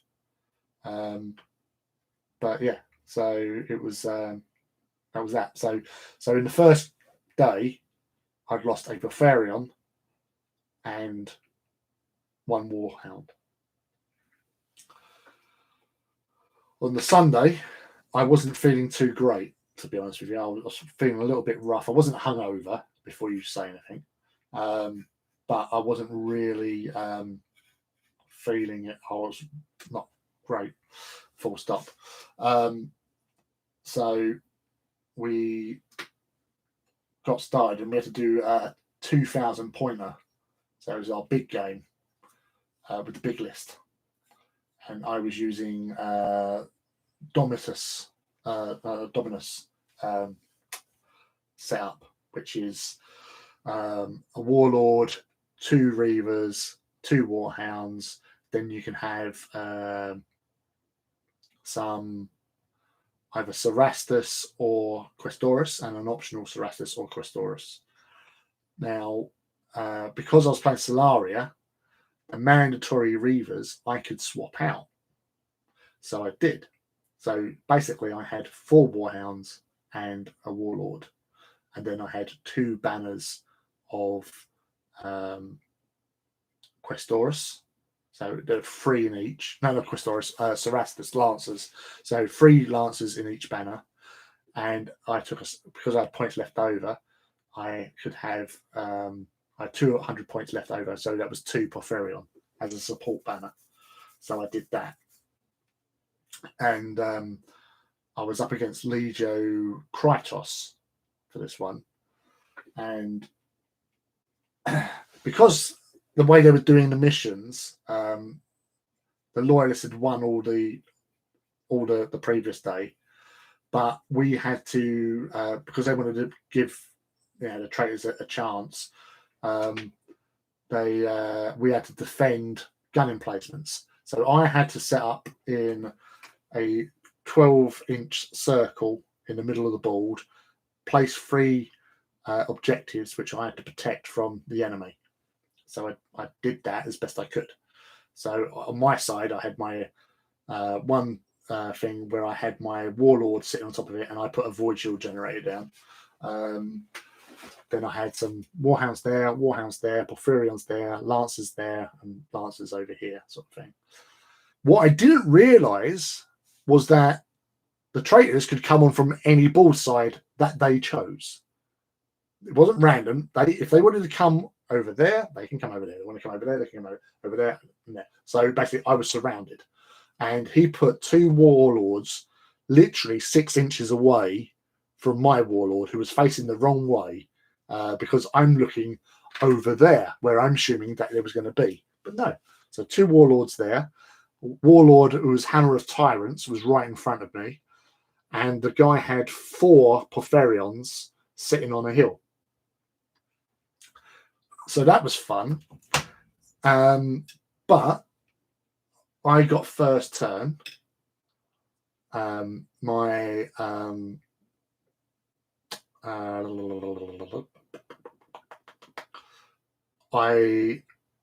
basically shot the Porphyrions with my warhounds that was on that side of the table, right in front of them. And the first one fired its maximal fire having the blast gun. 2 hits, so that makes it 4 hits. And then I went to roll because I was in a squadron as well, so it gives you +1 to your armor. So my minimum was 11, and I rolled 3 6s and a 5. So it was 3 criticals. So that basically killed 3 outright. And then the last one took devastating damage, so he took 2 damage. Because when you do a critical and you remove one, it goes back to zip. So that's why you can't kill 4 Porphyrions with, unless I'd done 4 crits, then I would have killed all 4. But yeah, so he had 2 hits left, and then my other one shot with its turbo lasers and stuff, and basically wiped it out. So that helped a lot, because those guys would have absolutely creamed the hell out of me, because that would have been 16 shots and then doubling it to 32 if they were getting direct hits. So yeah, it's adios Titans, really, because obviously they would have just hit, all the shields would have gone, and bye-bye. Although they would have been firing at the same, so they would have stripped the shields first with the missiles and then shot with the guns, and yeah, it would have killed me outright. But yeah, so it was a very messy affair, and I killed them and they died, and then the 2 warlords that were behind me, I charged with my lancers, with some lancers and warhounds, and they basically ended up literally just walking into each other, for like basically damaging one, and it fell over and took the other one out. So, and missed me, surprisingly. But Helmer of Tyrants did kill some knights, and what did he do? Yeah, so 4 Cerastus knights died in that game. So it was basically 2 from that banner, 2 from this banner, because they were in close combat and they got stomped on. So yeah, and then the last game, which was the Volpa one, and at the end of that, it was 6 Cerastus lost, 3 Warhounds lost overall. So all I had left on the battlefield was the Porphyrions and a Warhound and my Warlord, which had not been shot at. He's standing on a hill directly opposite the last 2 dudes who were standing on the shield generator, but they didn't shoot it. So it was him that once the shields went down, he just fired his double quakes and made them dance, and then they ended up again moving into each other and taking each other out, basically. So they all died. So it was a fun way to kill them all. So yes, overall, with such a light formation, I came up against a lot of heavier Titans. So in total, there was, in the opposite, up against me was 6 Warlords in total, 10 Reavers and 3 Warhounds, 7 Porphyrions and 6 Cerastus was the total of the enemies that I faced over that weekend. And if you added up all the games totals, it worked out to 8,000 points overall, of which my total losses equated to 1,770 for what I lost during those games, which was 4 Warhounds, a Porphyrion, and 10 Cerastus overall, cumulative. So yeah, it was a real hard slog to fight. The last game, as I said, the last game took more casualties than all the other games put together, because of just being up close, personal, and shield generators and stuff. But it was such, there was no, no hassle. It was all fun. I learned a little bit more about certain rules which you weren't too sure about. But it was if you ever get the chance to play in one of those events, do it, because they are, everyone there is really cool, and it's just a fun time to just get some dice on the table and blow stuff up.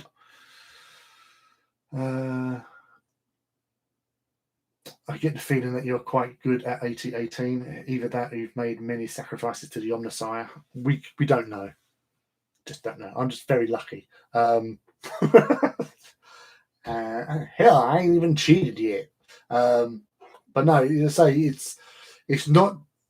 I've won games when having bad dice rolls, because it's not just dice rolls. You've got to. I've said this before. You've got to take in movement, scenery as well, because you've got to make the game interesting and fun for yourself. And playing on an empty table is not fun for anybody. So, as I said, I've been quite lucky. As long as you've got a bit of scenery there, just to add a little bit of tactical manoeuvring and stuff like that, you're fine. And you'll have fun games. Your friend that you're playing will have fun games, and that's what it's all about, having fun. But yeah, I would say I've been lucky where, as I said, I've had some bad rolls, but then you just need a lucky hit, and it can change a game where they blow up and you don't. Right, I've moved on to doing some Liberator gold on some trim, because I thought it was about time to do that.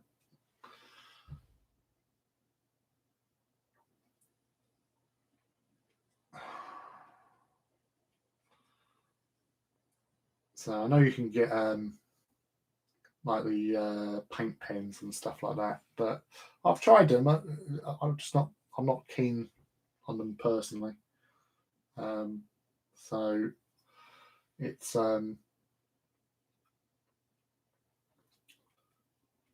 it's a personal preference, but I'm happier doing the trim the old-fashioned way with a brush than not, if you know what I mean. I just find the paint holds better.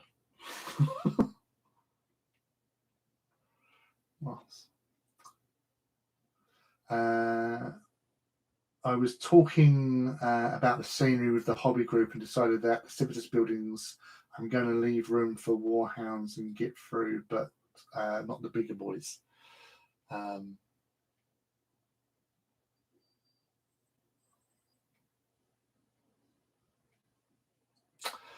Yeah, I'd say, hiding the little guys from the big guys helps for the little guys to survive more. Let's say you having a board without scenery in Titanicus is not doing the game any justice. It is a game that you need scenery just to add that little extra dynamic, because without it, it makes the game a bit flatter and it's not as enjoyable, because sometimes like the last game I physically played, which was sort of after first lockdown, I think. I was playing in a friend's back garden. He had a Fisty Reaver. Basically, we were playing the game and he was able to get a full Corsair mana pool out. And that's because on some of them he went with more close combat weapons to get them within the points, basically. And he was homing in on one of my Reavers, and I used the scenery to block his advance by manoeuvring myself. Like, he's coming towards me no matter what, so I'm sort of moving backwards away from him but then keeping buildings blocking his path. So I've got a sort of spend movement going around, which then limits him for when he wants to try, because he wants to get a charge with a good few inches to get the bonuses, basically. But by backing off and using the scenery to my advantage, it helped keep him away. Eventually, he did get into a charge with us, but I managed to sort of hold out against him because I was just lucky that he fouled on a couple of his attacks, literally. So it goes both ways. But I made him work for it. And then he was literally just sitting there and shooting each other. Well, I was shooting him, and he only had a carapace weapon, which like missiles. But yeah, so that Reaver that got charged by his one was not in the best of conditions by the end of the game, because he was just being punched left, right, and centre. And it was, I think I'm remembering it right. When he punched, because he used power fist first, and if you've got a fist and a power fist and a chain fist, always attack with a chain fist first, because if you use a power fist, you can shove me out of you punch me backwards out of close combat range. So yes, just remember that when you're getting involved in melee. So let's see the golds going on there. So liberate a gold. All works out quite nicely. I've actually got to get, saying to you earlier on, I need to get some more supplies.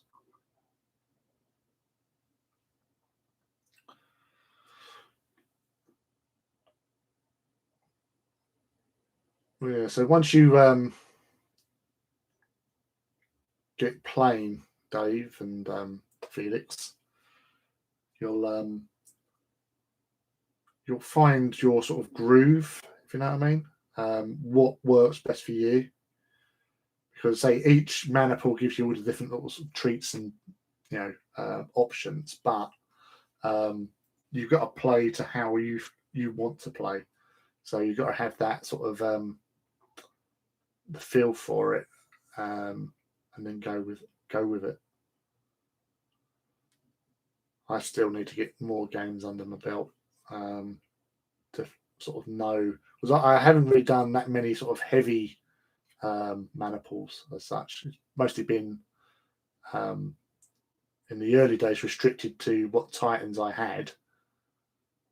And I'll say I do use Venator quite a lot, because I like the idea of getting a free shot. Strip the shields, get a free shot. So.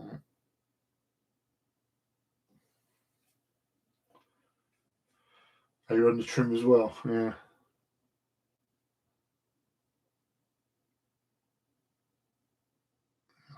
So you just get that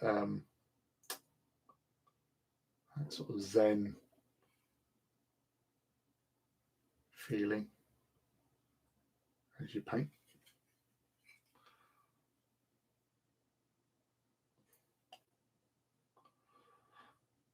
I kind of wish, in some ways, that Liberated Gold was actually like a base, so it's a little bit thicker to get better coverage.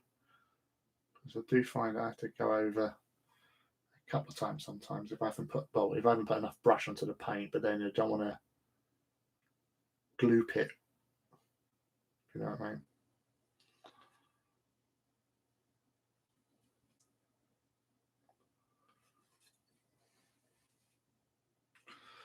Especially when I'm doing teal areas, like with the trim in particular. Just want to be extra careful because going over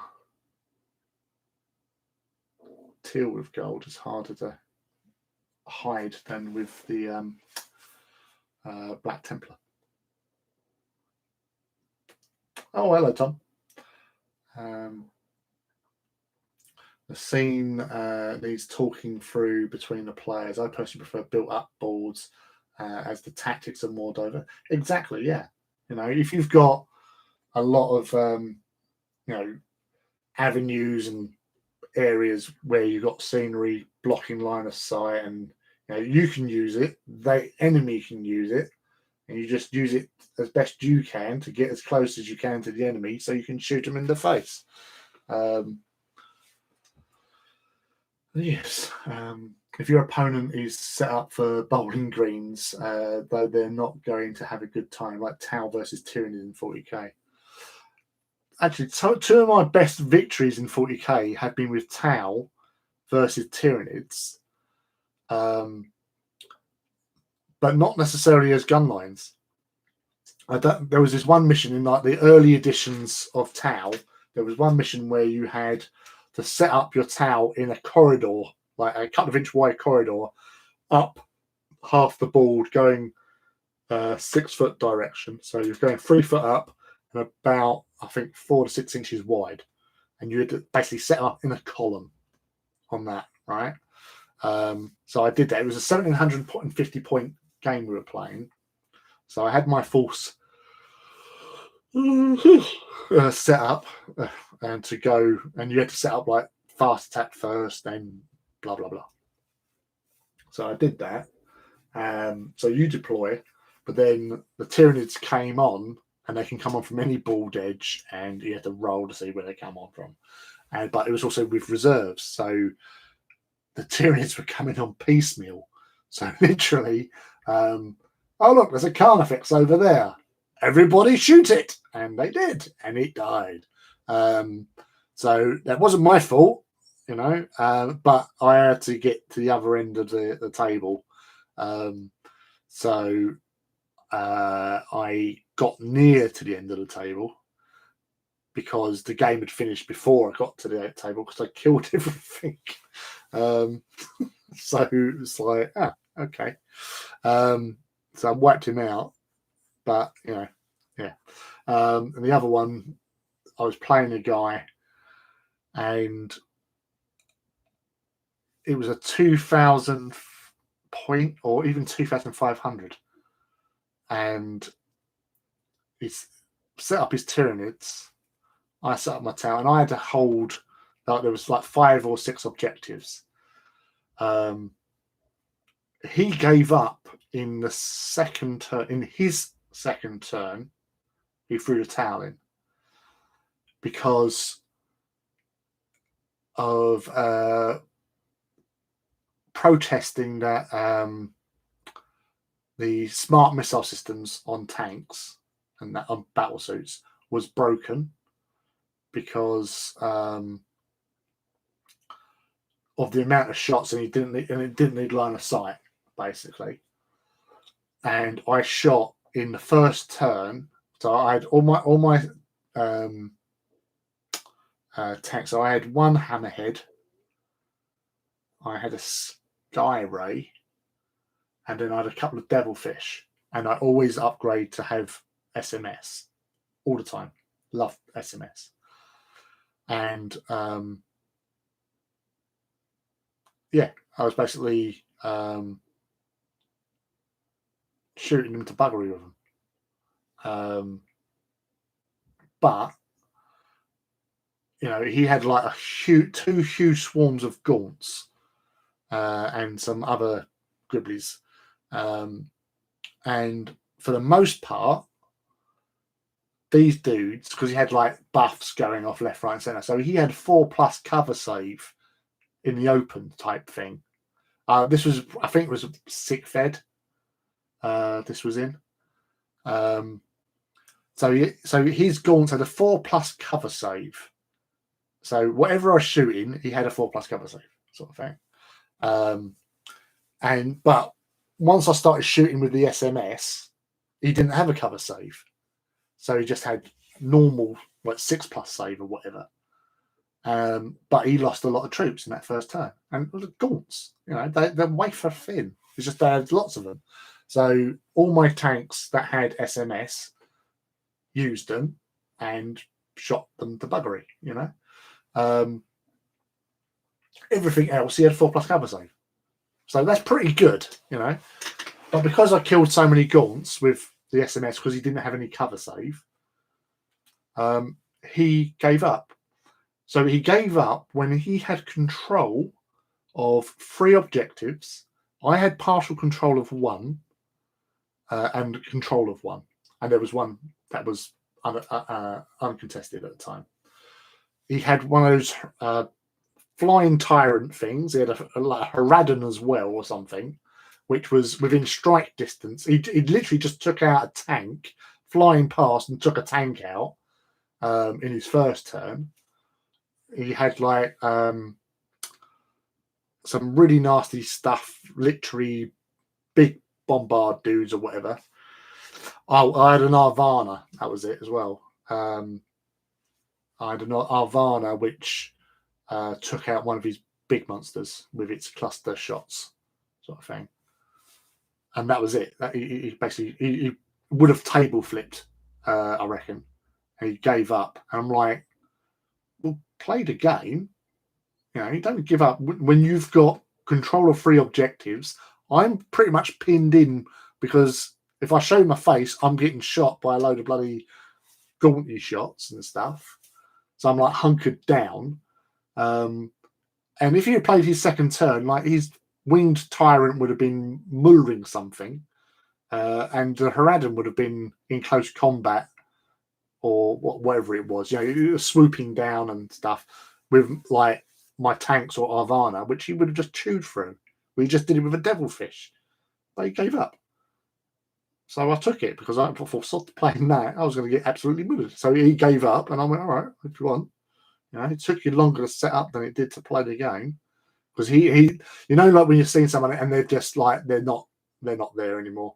So I thought, I'm not going to push it. If he wants to give up, he can give up. Fine, all right, fine, take it easy. And he just went off moaning and had a cup of tea. It was ridiculous. I very much enjoyed instant death Grey Knights against Tau. So much salt from that. Oh yeah.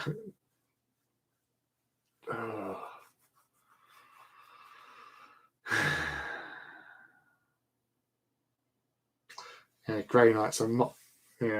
Last couple of times I played Grey Knights, absolutely just battered me. So not fun. I like to have fun with my games as much as possible, but if you're getting absolutely mullered, it's not fun. You want to have at least a chance to do something, but especially like when they've like they re-roll 1s and they're hitting on 2+ anyway, so it's like Jesus, you're not going to miss much, and then all their weapons are really nasty. Yeah, I had one of those Grey Knight characters charge a Armiger and took it out in one attack. He done like 15 wounds to it. Just disintegrated.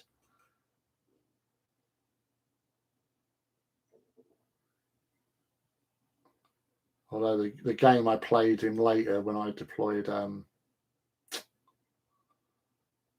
what was I playing? Well, basically, I had I think it was Black Templars against Grey Knights, but the Black Templars had assassin support, so I had one of each assassin, and they just went to town really. Like the Eversaw and the Calexus. Calexus. Oh, you're all psychers, are you? Brave Fry. That was fun. and that in that game, he only had 2 Grandmasters and Dread Knights. Only 2? Oh, 2 out of the 3 dreadnoughts he deployed. Oh, Drago. Whatever happened to Drago anyway? He's still in the warp. Walking around there, kicking ass still, taking names. I wonder if he's bumped into Korax yet. That's what he's doing.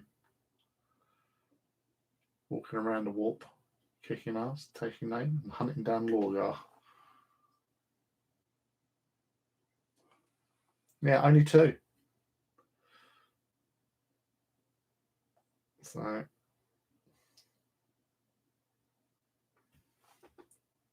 oh yeah, I think also that game with the Tyranny player that he quit.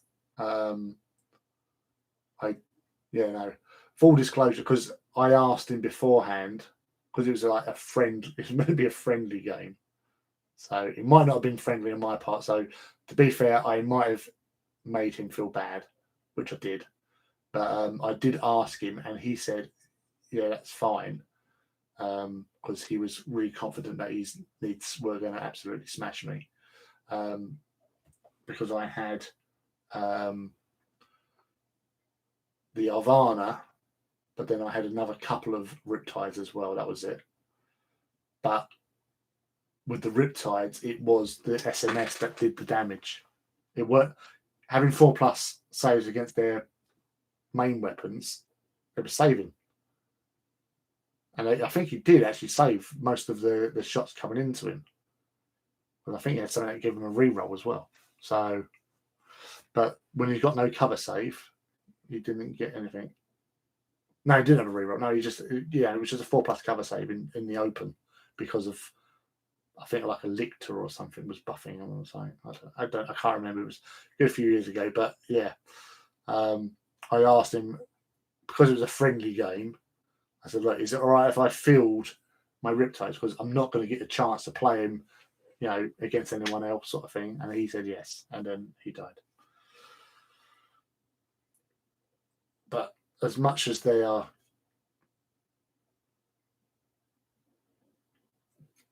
good, they're crap in close combat.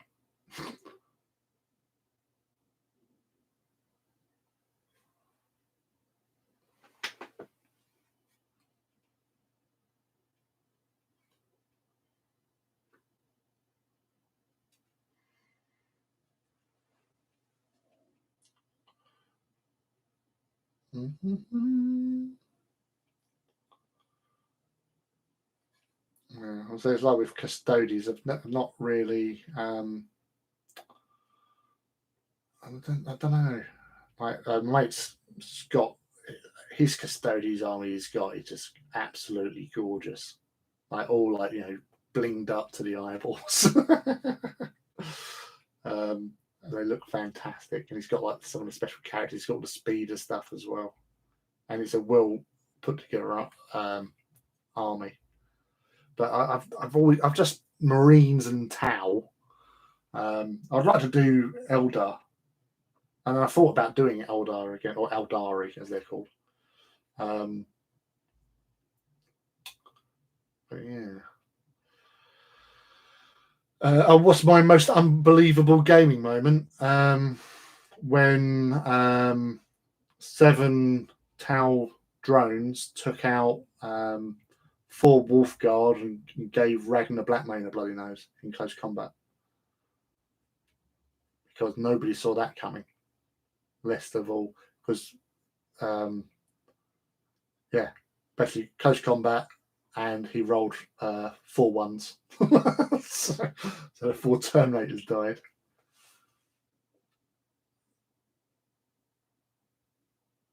And then, it was. I think my mate Tony was in shock. I think I was in shock as well, because it doesn't happen. Everyone goes, "Oh, get Tau into close combat." They die in close combat. Well, they do. They crap at it. But Tau drones weren't crap at it. They're drones. They know how to punch. They're marginally better than Fire Warriors in close combat. Well, they were back then. But yeah, nobody expects an elite close combat unit in 2+ plate with a 5+ invulnerable dying in close combat to tower gun drones. That's unbelievable. How about you guys? What's your most impressive one? Played a 30,000 point APOC game of 7th Space Marine and Guard against Tau and Eldar. The entire first turn, we killed 6 drones. All the shrouded stuff and drones with Feel No Pain. It was ridiculous. Yeah, I can imagine. So I've played only like the first couple of games of 8th. I played with Tau.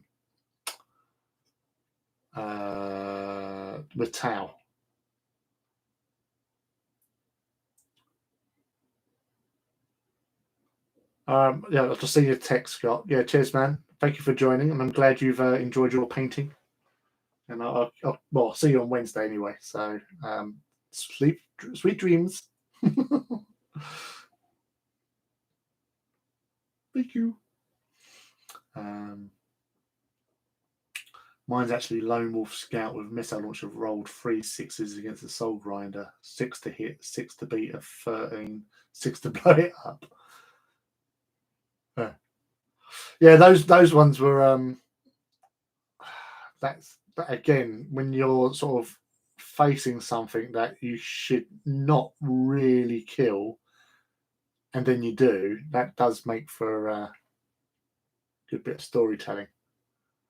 And that's what you get out of the game, really, is the little stories that you tell people.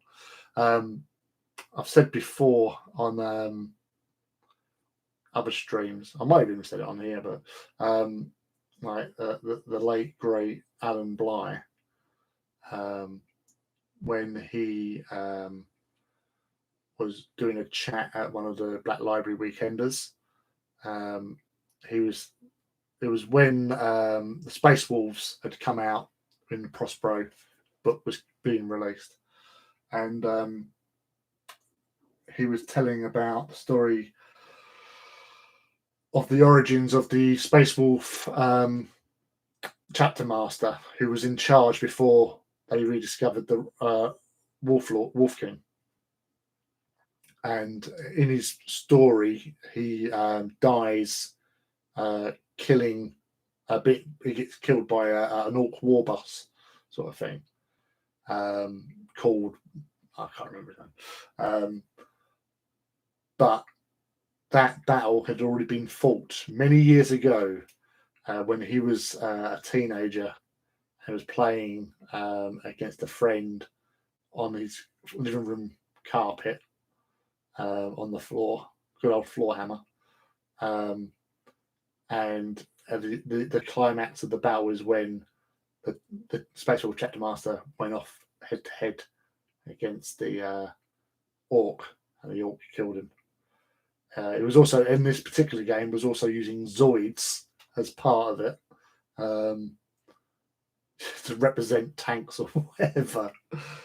But yeah, it was just, and it's basically just, that memory got turned into fluff for a Horus Heresy game series. It's but that's the thing. Like, all these writers take inspirations from things that happened to him, and he did that. It was just a nice little story, which was always made me laugh. Doesn't have to have an happy ending. It just makes it an interesting tale. Or an enraged Space Wolf Contemptor with Chain Fist and Power Fist chasing a Soul Grinder around and whipping its butt.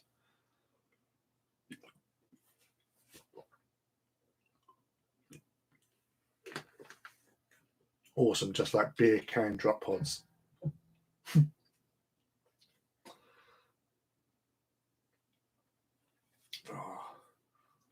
I actually when we was doing we was doing at Wayland, we was doing an Apox game, and we had arranged a deal to basically we put my mate, one of my mates, Dave Bottomley, you put a £100 deposit down, which he got back when we turned up. Because basically it was on a premise that we bought stuff when we went there because we was hiring it during the week when they were closed. So it was basically had a staff member, Scott, to sort of maintain and watch us. And as we was playing this game, this was back in the day when Beasts of War were at Wayland, and Warren had come down to have a demo game of X-Wing, which was playing on the table next to us. And as he was playing, he's looked over because we were obviously with Scott maintaining, we were basically being served food and drink. And as a tradition, I'd always have a beer. It didn't really matter if it was like in the morning, but I'd have a beer while I was playing. And we used to leave our drinks on the table, the gaming surface sort of thing.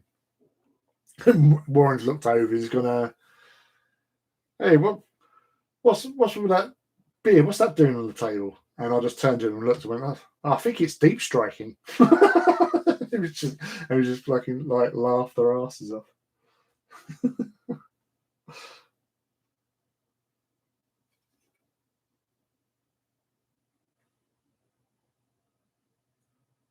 Deep striking lager. So. So I've got this leg still to do, and then the weapons with the Raider. Yes. Rip Allen, Forge World seemed to fall apart with him. Yeah. My first thought after he went, the natural the person I thought that should have sort of took over was Andy Hoare, because he was working with Alan, and Andy's a good writer. He loves the setting, and he likes he does rules and stuff, and he was there already, helping to write the background stuff for the Black Books. But obviously, Specialist Games is dear to his heart, and you can't begrudge a man somebody who wants to do the thing that he loves. And I think he's done a pretty good job with his teams, with Specialist Games, with what they've brought out in the last few years. Blood Bowl and Necromunda, some Titan game that we play, and Aeronautica Imperialis. They've got some good support going on with those systems as well, which obviously from last time they are around, so especially like Aeronautica Imperialis, there's so much support that they've had with that. So it keeps the the fun and the interest going with it. Battletech. Yeah, favourite game moments are probably Battletech Solaris 7 matches. So many close finishes where one-legged Noard mech pews the last internal structure of the opponent mech.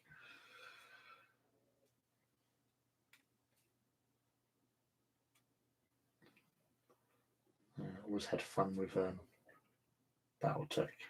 Like playing like Mech Warrior and Mech Commander on the computer. You enjoy it like Mech Commander. That was a fun game. Or obviously Mech Warrior Ghost Bears. I did have Mercenaries as well, but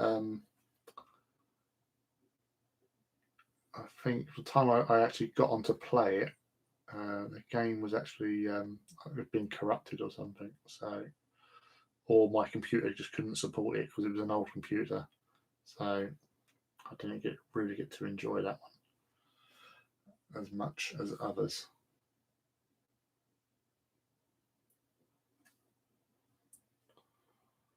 They are trying to bring back.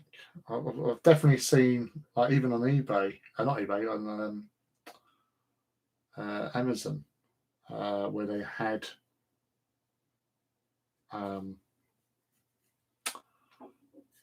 like box sets of new sculpts of some of the old models. You can only buy them in boxes of like 5. I want to say Titans, but mechs. Like you had like an IS command set, and there was a clan command star type thing. A box set of elementals as well, which was quite cool looking. I don't know what's happening with that.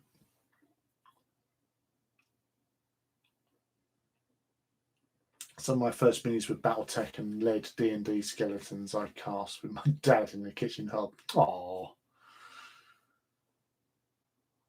that's cool. I watched a documentary about the battle pods, Lee. I'll send you a link when I can. It was very illuminating questions. Yeah, if you can do, mate. I'll say I really enjoyed. Well, I've mentioned that before on here, where I used to go down to the Trocadero and play the BattleTech game they had in a virtual world, the place was called, in the basement right round the corner from Alien War, which, if you didn't know, I actually auditioned for when it was opening. Didn't get the job, obviously, but I'm actually still friends. I've been reunited with guys that I queued with because we had a group. Like, we was right at the front of the queue, and we all bonded. So out of the 6 of us that were at the front of the queue, there was me and this guy called Rob, who were, because I was only like 18, I was like stick insect sort of thing.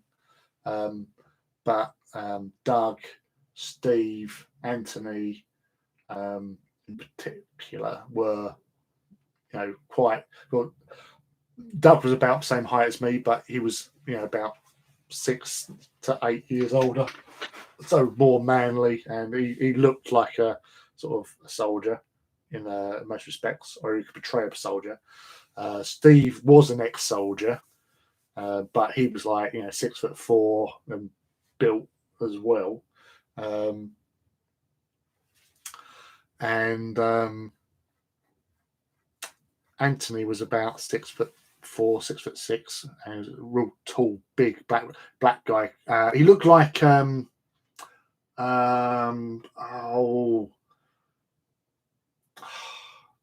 Charles Dutton, who was the leader of the people of like the prisoners in Alien 3, but just younger.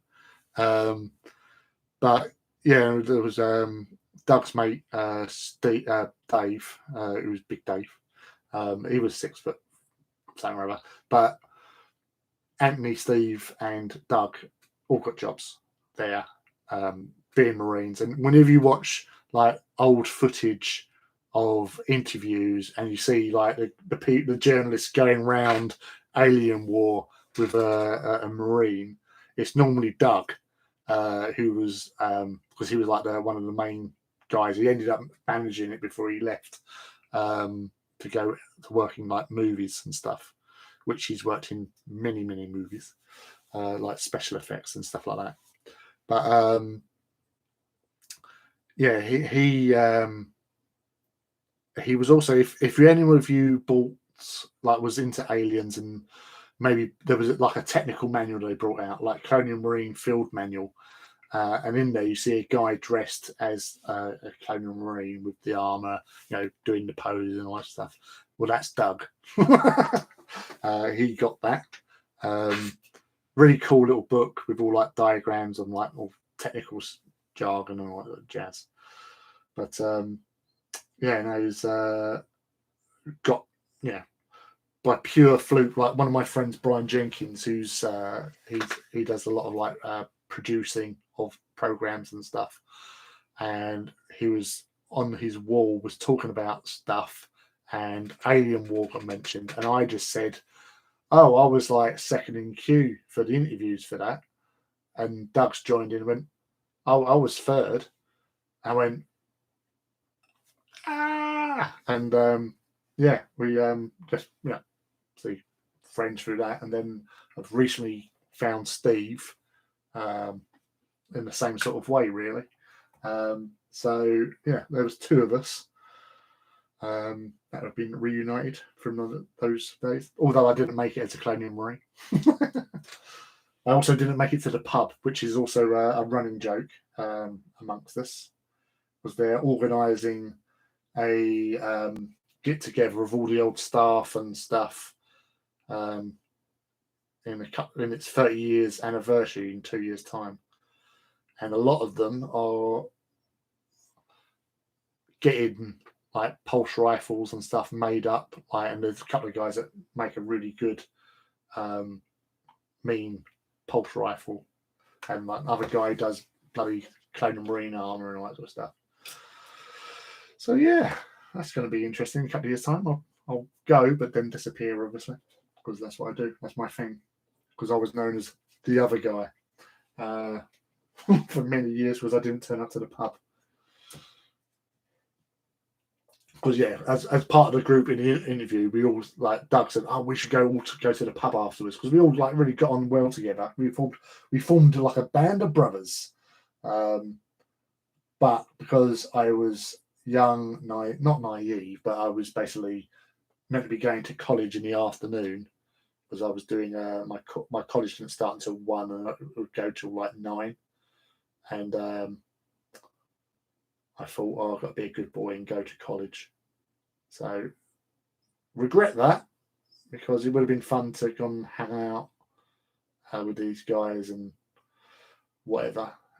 Because a lot of them, I say, went on to doing cool stuff, working with Alien War, and they even said like after a few months, they said like just being your mate sort of thing. I possibly would have gotten a call back, say, "Oh, we've got a space opening up. Do you want to come work and be an alien or be a colonial marine?" Which would have been a dream come true, but denied. Would have been cool though.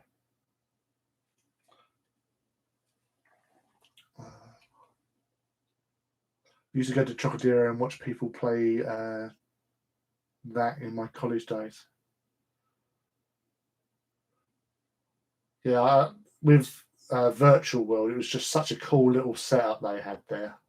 It was just like leather armchairs. It had like a look of a study about it, and there's little side rooms where if you had you could go into the little side room and just chat and sit at a table, discuss your battle plans or whatever. But the real fun thing about when you should do the BattleTech games is that you've got a little printout afterwards with because each game was 10 minutes long, and you get a printout saying who killed who and all the statistics and stuff, which was just at the time just amazing. I've said that a lot tonight. Amazing, but it was. I'm not going to deny it. It was amazing.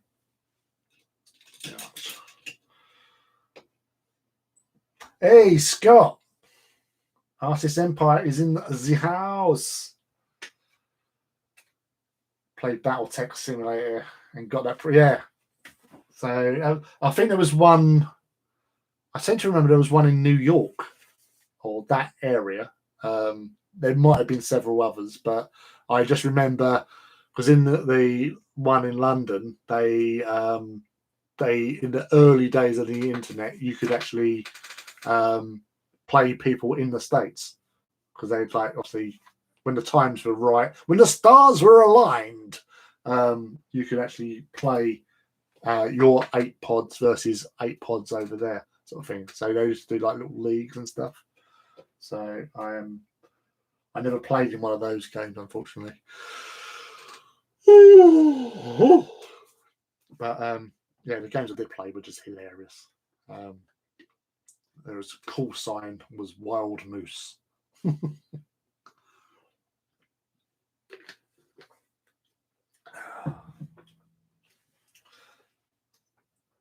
I've still got a printout. Well, I'm sure I've seen a printout recently. So in my box of stuff. But yeah, I've got that somewhere. So it's definitely something I will hunt out and look over with much pride. I think I've said before about the game I played where I took all my friends down there who hadn't played it, because I used to go down there like on my own pretty much, or with no, on my own. On a day off, just get a travel card, go into London, go around Oxford Street and all that sort of thing. Go to Games Workshop in Oxford Street in the Plaza, and then go to the Trocadero, have a game or two of BattleTech. And I say, when I took my friends down there, they all went after me because I'd played it. So they thought, well, we all got to get Lee. So they all sort of focused on trying to kill me, thinking that I was the better player. But I weren't. They were better players. I just had a bit of an opportunity to play it before them. But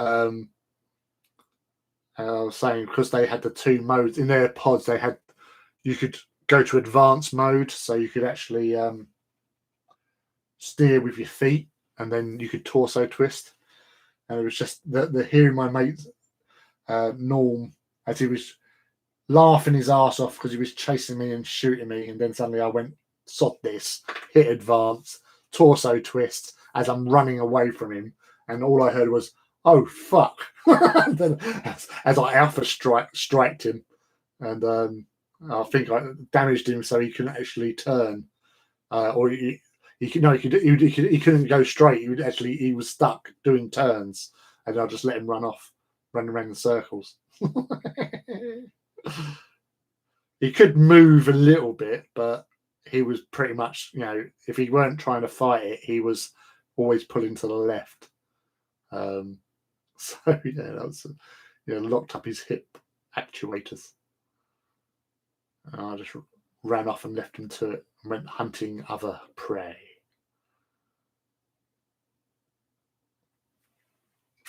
But yeah, it was such a good, cool little game. Unfortunately, with the pods, I think we had the old ones, because like the Americans had the more newer, shiny ones. Because the better pods had like intercoms, so you could actually do like squad communications. So do coordinated attacks and stuff. But in our one, we just ended up like sort of shouting. I'm being shot. Somebody help me.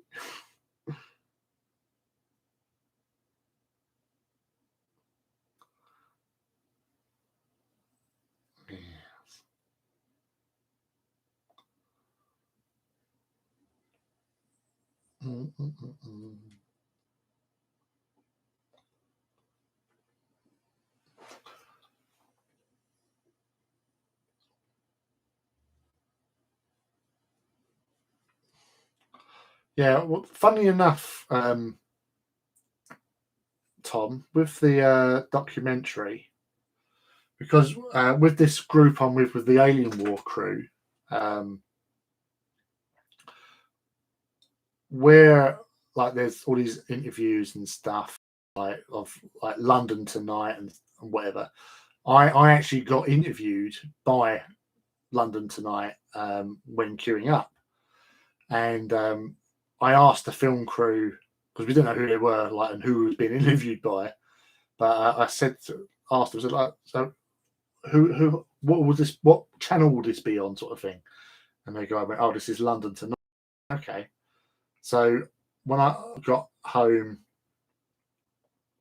for the next sort of 2 weeks, I stayed indoors to watch London Tonight, in the hope of seeing my angelic little face on the screen, and nothing.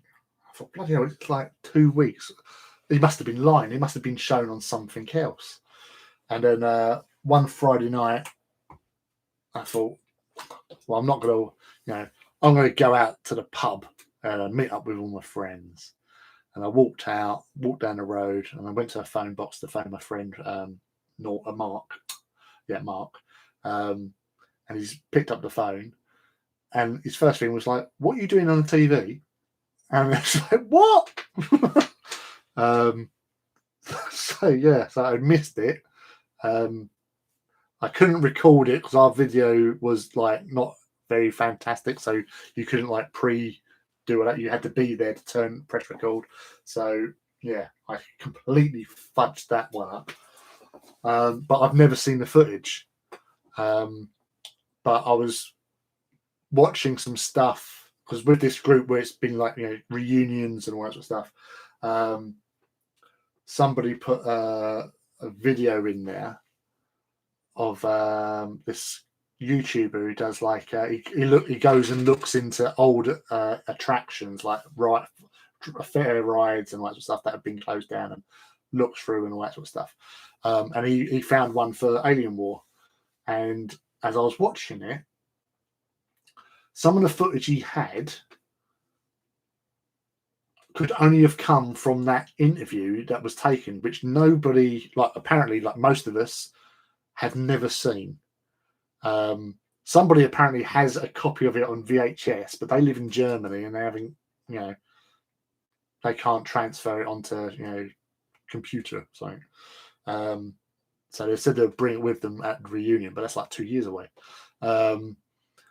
But I asked this guy, have you got this footage? And like he said, like, well, I don't know. It was like a year ago. I put all the links where he got the stuff from, because I'd followed those links and watched whatever stuff that those links had, because they might have had extra bits. But none of it had that particular scene that I saw, which was of this guy, Anthony. Because what they did, the camera crew, because he was so big and menacing looking, they panned up the camera from his feet all the way up to his head, because he was tall as anything and looked a complete badass. He was a gentle giant. He was really soft spoken, but he looked intimidating as hell. And as I said, I'd never seen that footage. He hadn't seen him until I saw that and screen capped it and went, "Look who that is." He'd never seen that picture of him as queuing up that interview. So the people that done the video, I can't remember their name. It was on Twitter. They said they're looking. They're not at home at the moment. They're out away or something. But whatever. They said they'll look into it, and I said, like, please, if you have got any more of that footage, because I just want to see myself on TV. Oh dear. But yes, all good in the hood. You in Chicago? Yeah, find that printout. 3 more Titans done. Well done, Felix. Can I ask you how your plasma and plasma? Right, yeah. Plasma and flamers. Because with like these weapons, after I've done the lead belcher, I go over it with Agrax, and then I go over it with Seraphim Sepia. Pardon me.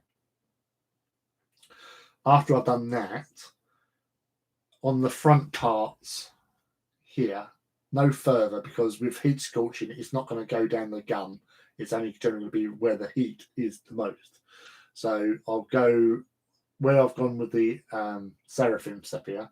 I'll then do a little bit of Drushi Violet, and then at the very tip, I'll do Drakenhof Nightshade, and that's it. So you just sort of like make it a randomy sort of pattern, and go from there. And that's it. Same with the flamers, but with the flamers, I go a little bit further. So where it's the I haven't got a flamer to show you. So where all the little the muzzle of the actual flamer is, all of that's, as I said, it's going to be Seraphim, and then I'd say 2/3 of that is Drushi, and then the last third is Drakenhof. And yeah, so that's pretty much it. You know, I don't do heat scorching on Vulcans because no, I might do some like heavier agrax over it, sort of thing, for like, you know, carbon from the rounds leaving the barrel, sort of thing, but not heat scorching. It doesn't justify it. But like flamer weapons, melter weapons, and plasma weapons, yes, bit of heat scorching doesn't hurt anyone. I hope that helps. Yeah, gutted, cool story. Yeah. So if only, yeah. But right, I'm going to call that a night. So this is pretty much 90% done. I would generally go over, obviously, the brain freeze, the parchment sort of looking with agrax, and I'll go around doing like a recess over the gold with agrax as well. Hey, Felicity! But yeah, so this one still needs to have its gold trim done, but you can see the mirrored looks. So I've managed to get the appropriate colours in the appropriate places. So that just needs to be golded up now. The bases, as you can see, I've done agrax over them now, so that's pretty much done. I might, with the these, I'd probably go over with maybe some what do you call it?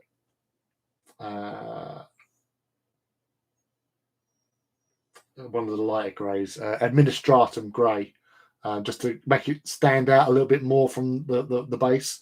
But yeah, just a simple, effective way of doing it and be done. So all that's left to do is say thank you very much for hanging out with me again this evening. I'll be doing this again next Saturday because I'm getting some hobby done. You seem to be getting some hobby done. Or whatever you're doing and joining in. It's appreciated, and it's lovely to have you here. And you say all the little chats and stuff, stories and everything. It's just really, really cool and you know, interesting, and it's good to talk whilst hobbying. So I hope you've all had a great time. And as I said, if you can like, and if you're not subscribed already, please subscribe. If you have, appreciate you still hanging around, and thank you for coming and joining me tonight. So take care of yourselves, and we'll see you again during the week. Wednesday nights is Artist Empire for the Paint Over Wednesdays, and then I'll be back here 8 p.m. next Saturday, BST. Love you all, take care, and keep on tightening.